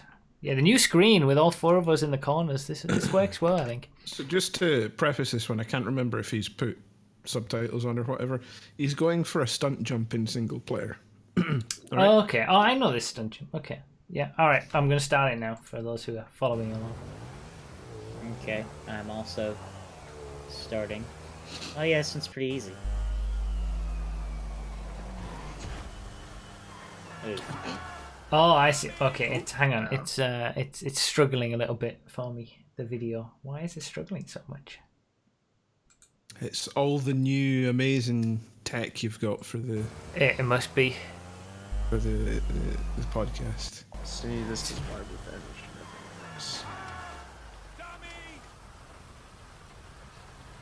Oh no, it just gets worse. Yeah, I don't know why. Hang on. Don't. Nah, I need to like fix something no. because Do I need to? Oh, Oh no. no. it's It struggling. it was like this when we were doing the Microsoft Flight Simulator. Yeah. thing, so- I don't know why. Why would it too many? Let me close. Is this the dropped frames podcast? No, that one actually is. You tried downloading more RAM. Yeah, evidently I need that. This is when I get to make an XSplit joke. Yeah. Yes, instead of dropping frames, you have variable bitrate. So instead of dropping frames, you just can't see. You don't have to have variable bitrate XSplit. What are you talking about? Well, then what happens when your internet bad? I mean, you still gonna drop frames. Don't matter what program you've got. Quit shilling. Quit shilling. No, I've applied for XSplit sponsorship and stuff. They always ignore me. All right, we're back. There you go. That's more like it. Okay. So he he's, wanted to take revenge. he's taking revenge on the Panto. Okay, I see. With the Starting over. with what is that? Is that a combat machine gun or something? MG. Some. Yeah. Police come. Oh, right. And then he gets hit by the. Was it a baller going past? It doesn't matter what it was. Doesn't matter. Yeah. It was a Huntley. Okay. He tries to get his bike again. Oh, this isn't going well for him. If he just, to be fair, the Panto ruining his stunt jump, okay, it wasn't great, but like if he, and then he falls off again. Oh my god. This is bad. It's not going well. This is a comedy of errors. He's on a for sure. sliver of health. Okay, he's getting, and then he drives into the lamppost and I agree. dies. That was torture. That was torture. That was really bad. Okay, here we go. 5,000 That's it. shots. Deliver the loot to the buyer. Yep, this is right at the end of the big old heist. The casino heist or the? Yeah. Yep, the casino heist. Okay. Okay. I haven't even done this yet. He's Drive the Andy length of the Feltzer, an map to interesting the choice buyer. of car for this class. Looks like he did not pick up the vehicles that you source. He just took a random one off the street. You can see it's being covered by Josh, but Oh, two no. 2 million on the line. 2.185. Oh. $1 million. And it's gone. Failed. died. You died. So then he has to do the whole heist again. No. You do not. No? He gets to respawn with the money, and they just have to restart. Oh, okay. Oh, so there's no punishment for that? No, but unless they were going for elite challenges or something. Okay, quick. I got to get out of here. My recommended video is Doug DeMuro's. This is the 2020 Genesis G90. And it is an ultimate bargain luxury sedan. Stop. Oh my god. All right, next one. Twitch. Okay, on Twitch. On Twitch. And he's Might driving right recognise this now. one, Josh. He just fixed it. a bit. I didn't submit this. Sorry. Wasn't me. I had to check. All right, are we ready? So this is what we were talking about earlier. There it is. When? Oh, you There guys it is. already There's the watched. moment of death in the 24-hour race. Well, And the car keeps wiggling, and he's like, to reset That's what the you car call to dirty hits, air, you have to fuck be my still. life. But the car keeps wiggling on the wall and damaging itself even. Ouch. Oh And no. it's all over. Yeah, you were talking about how it's fine. He doesn't lose that much time from that. We lost 24 hours. from Why that. did he enter that corner going so fast, braking while was he braking and turning? That's Like what that. Trail Have you not braking. seen that corner? That's turn Corner one is Daytona. awful. Yeah, you Yeah, can't- that you is a can't tricky trail brake. corner. Yeah. And he just gets went. he gets I don't know if you can hear the audio, but he just says, well, that's dirty air for you, because the GT3 is in front of him and screws up the airflow. So for people that might not have caught it, who maybe came in halfway through, that was like 2 hours into a 24-hour team race, and they were completely knocked out, basically. Yeah. Or something, right? Is that the context? Yes. Yeah, that was it. Yeah. All over. So So, the straw poll is in chat. yeah, straw polls in chat if you want to vote on who wins the choke of the week this week. right. Except it's every month, but that's part of the choke. It used to be choke of the week back when this was weekly. Yep. Now I feel bad. It's like heavily influenced. It's like you guys were talking about, it's how much time does he lose from this? Yeah. I he think loses all of it. I mean, I think it's a pretty clear one for me, at least. Yeah, I feel bad. I have a clear winner in my Are mind. the hosts allowed to have choke? This feels Well, I unfair. haven't been allowed since the first episode when I won. That's because I he was figured, cheating. I figured so I seeing as win- it's his first show. Yeah, Yeah, that's true. I'll win this first one, and it's all good. We're actually not supposed to tell people who have submitted the jokes that because of. Well, it's bias. pretty obvious considering Josh is talking in the clip. Yeah. I didn't see it. We had to give context, right? We couldn't just say, "Oh, this random person was in a 24-hour race." After talking I like about how your iRacing 24-hour is the race that premium went bad. motorsport simulator, and I'm watching this Mercedes GT3 glitch into a wall and damage itself. No, that's the realistic suspension. That's what would really happen. Maybe, I don't know. See, the straw poll, for those who are new, straw poll is in the chat. Feel free to click that link and vote on which choke you think is the best. We get votes too, but we're not allowed to say them until after. I have to say everyone's that voted. that corner at Daytona is one of my most hated corners in motorsport. I hate it so much. I've died there so many times. I like that corner. Oh, it's the I worst. like the first clip, honestly. It reminded me a lot of speedruns, like how a chain of errors can just result in a disaster like that. I don't know, but there was nothing on the line for either of those clips, really. So I'm trying to talk it down, Lost, please. I'm just being honest. I think Alright, so we've all had- of the chokes were good for different reasons this month. Yeah, Yes. but I think the implication. Yeah, think has it that- has it leveled out the votes? We've We've got a clear winner. okay, The implication, were we going out on the 99 ocean votes in a so boat? far. 99 votes. The I mean, that's implication. all right. Yeah. I was actually gonna go for choke one, until Nos said what he said. Like, yeah, okay, there wasn't actually anything on the line with that.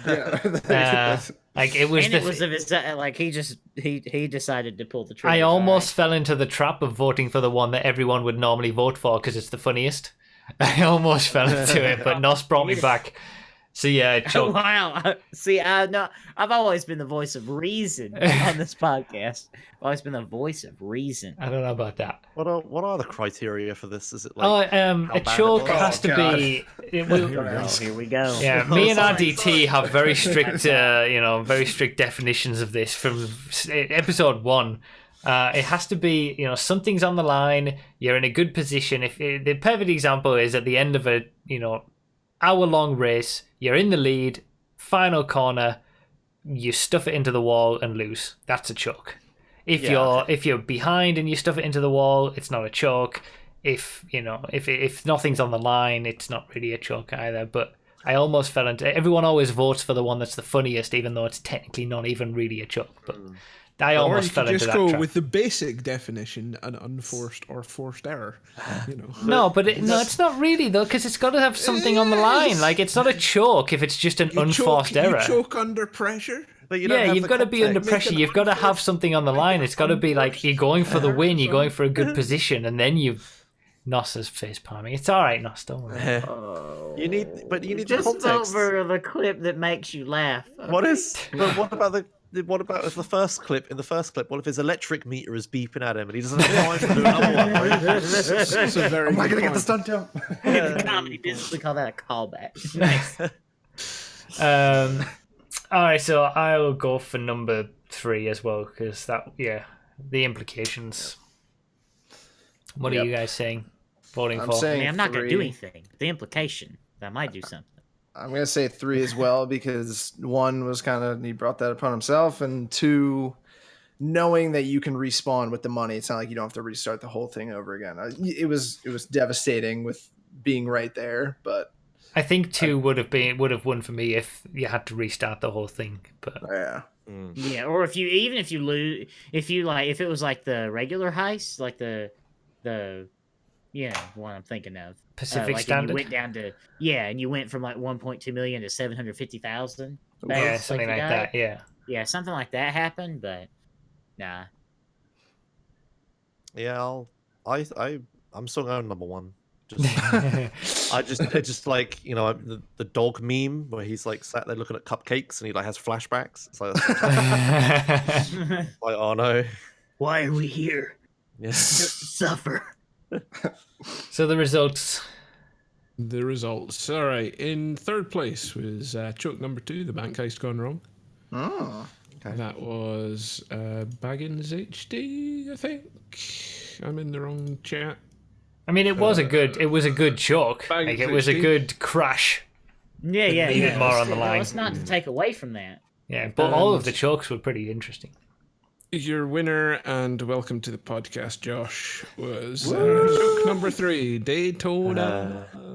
And who Let's was go, driving wait. again? Who actually got the? Who actually wins the choke? Confusingly, their name is Noz. Noz. Noz. So Noz, you are terrible. You are awful. You are the worst Wait, look, player worse? this month. Yeah, Oh, Nas. he already feels pretty bad. Yeah, Nas, you suck. It was Nas. I said what I said. I say what I say. Who is choke 2 from? Choke 2 was Baggins HD. Choke number 1, which was the I stunt meant jump second issues, place. was Mr. Meccan. Mr. Meccan. So, I mean, you're all bad, to be fair. you're all bad. Trash. All right, that'll do us for this month. It's been fun. It's been interesting. It's been reinvigorating. Yeah, it was fun. New Yes. host, new layout, Fun. new design. This will be going up on YouTube. If you're watching on YouTube, hopefully you've enjoyed. If you're listening on Spotify or iTunes, stay listening. Yes. Do you still have that, Oh, by the way, fine. Nos, that dream to be, are you still living that dream of being a radio talk show host, or is that, like, are you just all about the No, I dominoes can't. now? No, we've discussed that before. I know, I can't remember. I need a time machine if I want to do that. Oh, yeah, okay, I remember. I need to. But I don't want to. I don't want to be a radio host now. I want to be a radio yeah. host like 1974. Yeah, That's okay. when I wanted to be a radio host. I I want a remember. Corvette. I want to host a radio station. I just The that's new hit that's song all by I the do. Jackson 5. Yeah. And then so, I actually physically put the record on the turntable. It's like real disc jockey. That's what I want to be. well, what's our word going to be for this month that people are going to type in the About comments? Daytona. Can we do Okay, Daytona. I'm okay with that. Daytona. Type Daytona in the comments if you made it all the way to the end. We could have done Smart Meter as well, I suppose, but no, Daytona. That works. And yeah, that'll do us for this time. We'll be back next month. The next month will be on the 5th Saturday of the month, because there's actually 5 Saturdays in February for When once. is What is that? that all about? 29 days, boys. Yeah. All right. Time for us to go. Do you want to say goodbye, guys? Goodbye, guys. Bye. Before we go, because people keep screaming at me, ESA Winter is. Yes, Middle of promote February. silver ESA. Yeah, It's I'm good. sorry. I couldn't find a Unreal. place to slot it in. Right now. Unreal. Sorry. Yeah. We'll put a Learning link in the from description. learning It's from Link in the Nos. description to ESA. Even Yeah, Nos took a couple of episodes to start promoting him, shilling himself. Yeah, it's. Yeah, ESA. it's a speedrun marathon happening soon. Yeah, Hammer's spamming it. Go look at that. Now. ESA, the critically acclaimed speedrunning marathon, better than GDQ, says this Twitch streamer. I didn't officially say that. It's not You wrong. did, I heard you. All right, I guys. didn't Thank say you it, but all. it ain't wrong. Thank you all so much for watching, and we'll see you next time. Bye bye. Goodbye.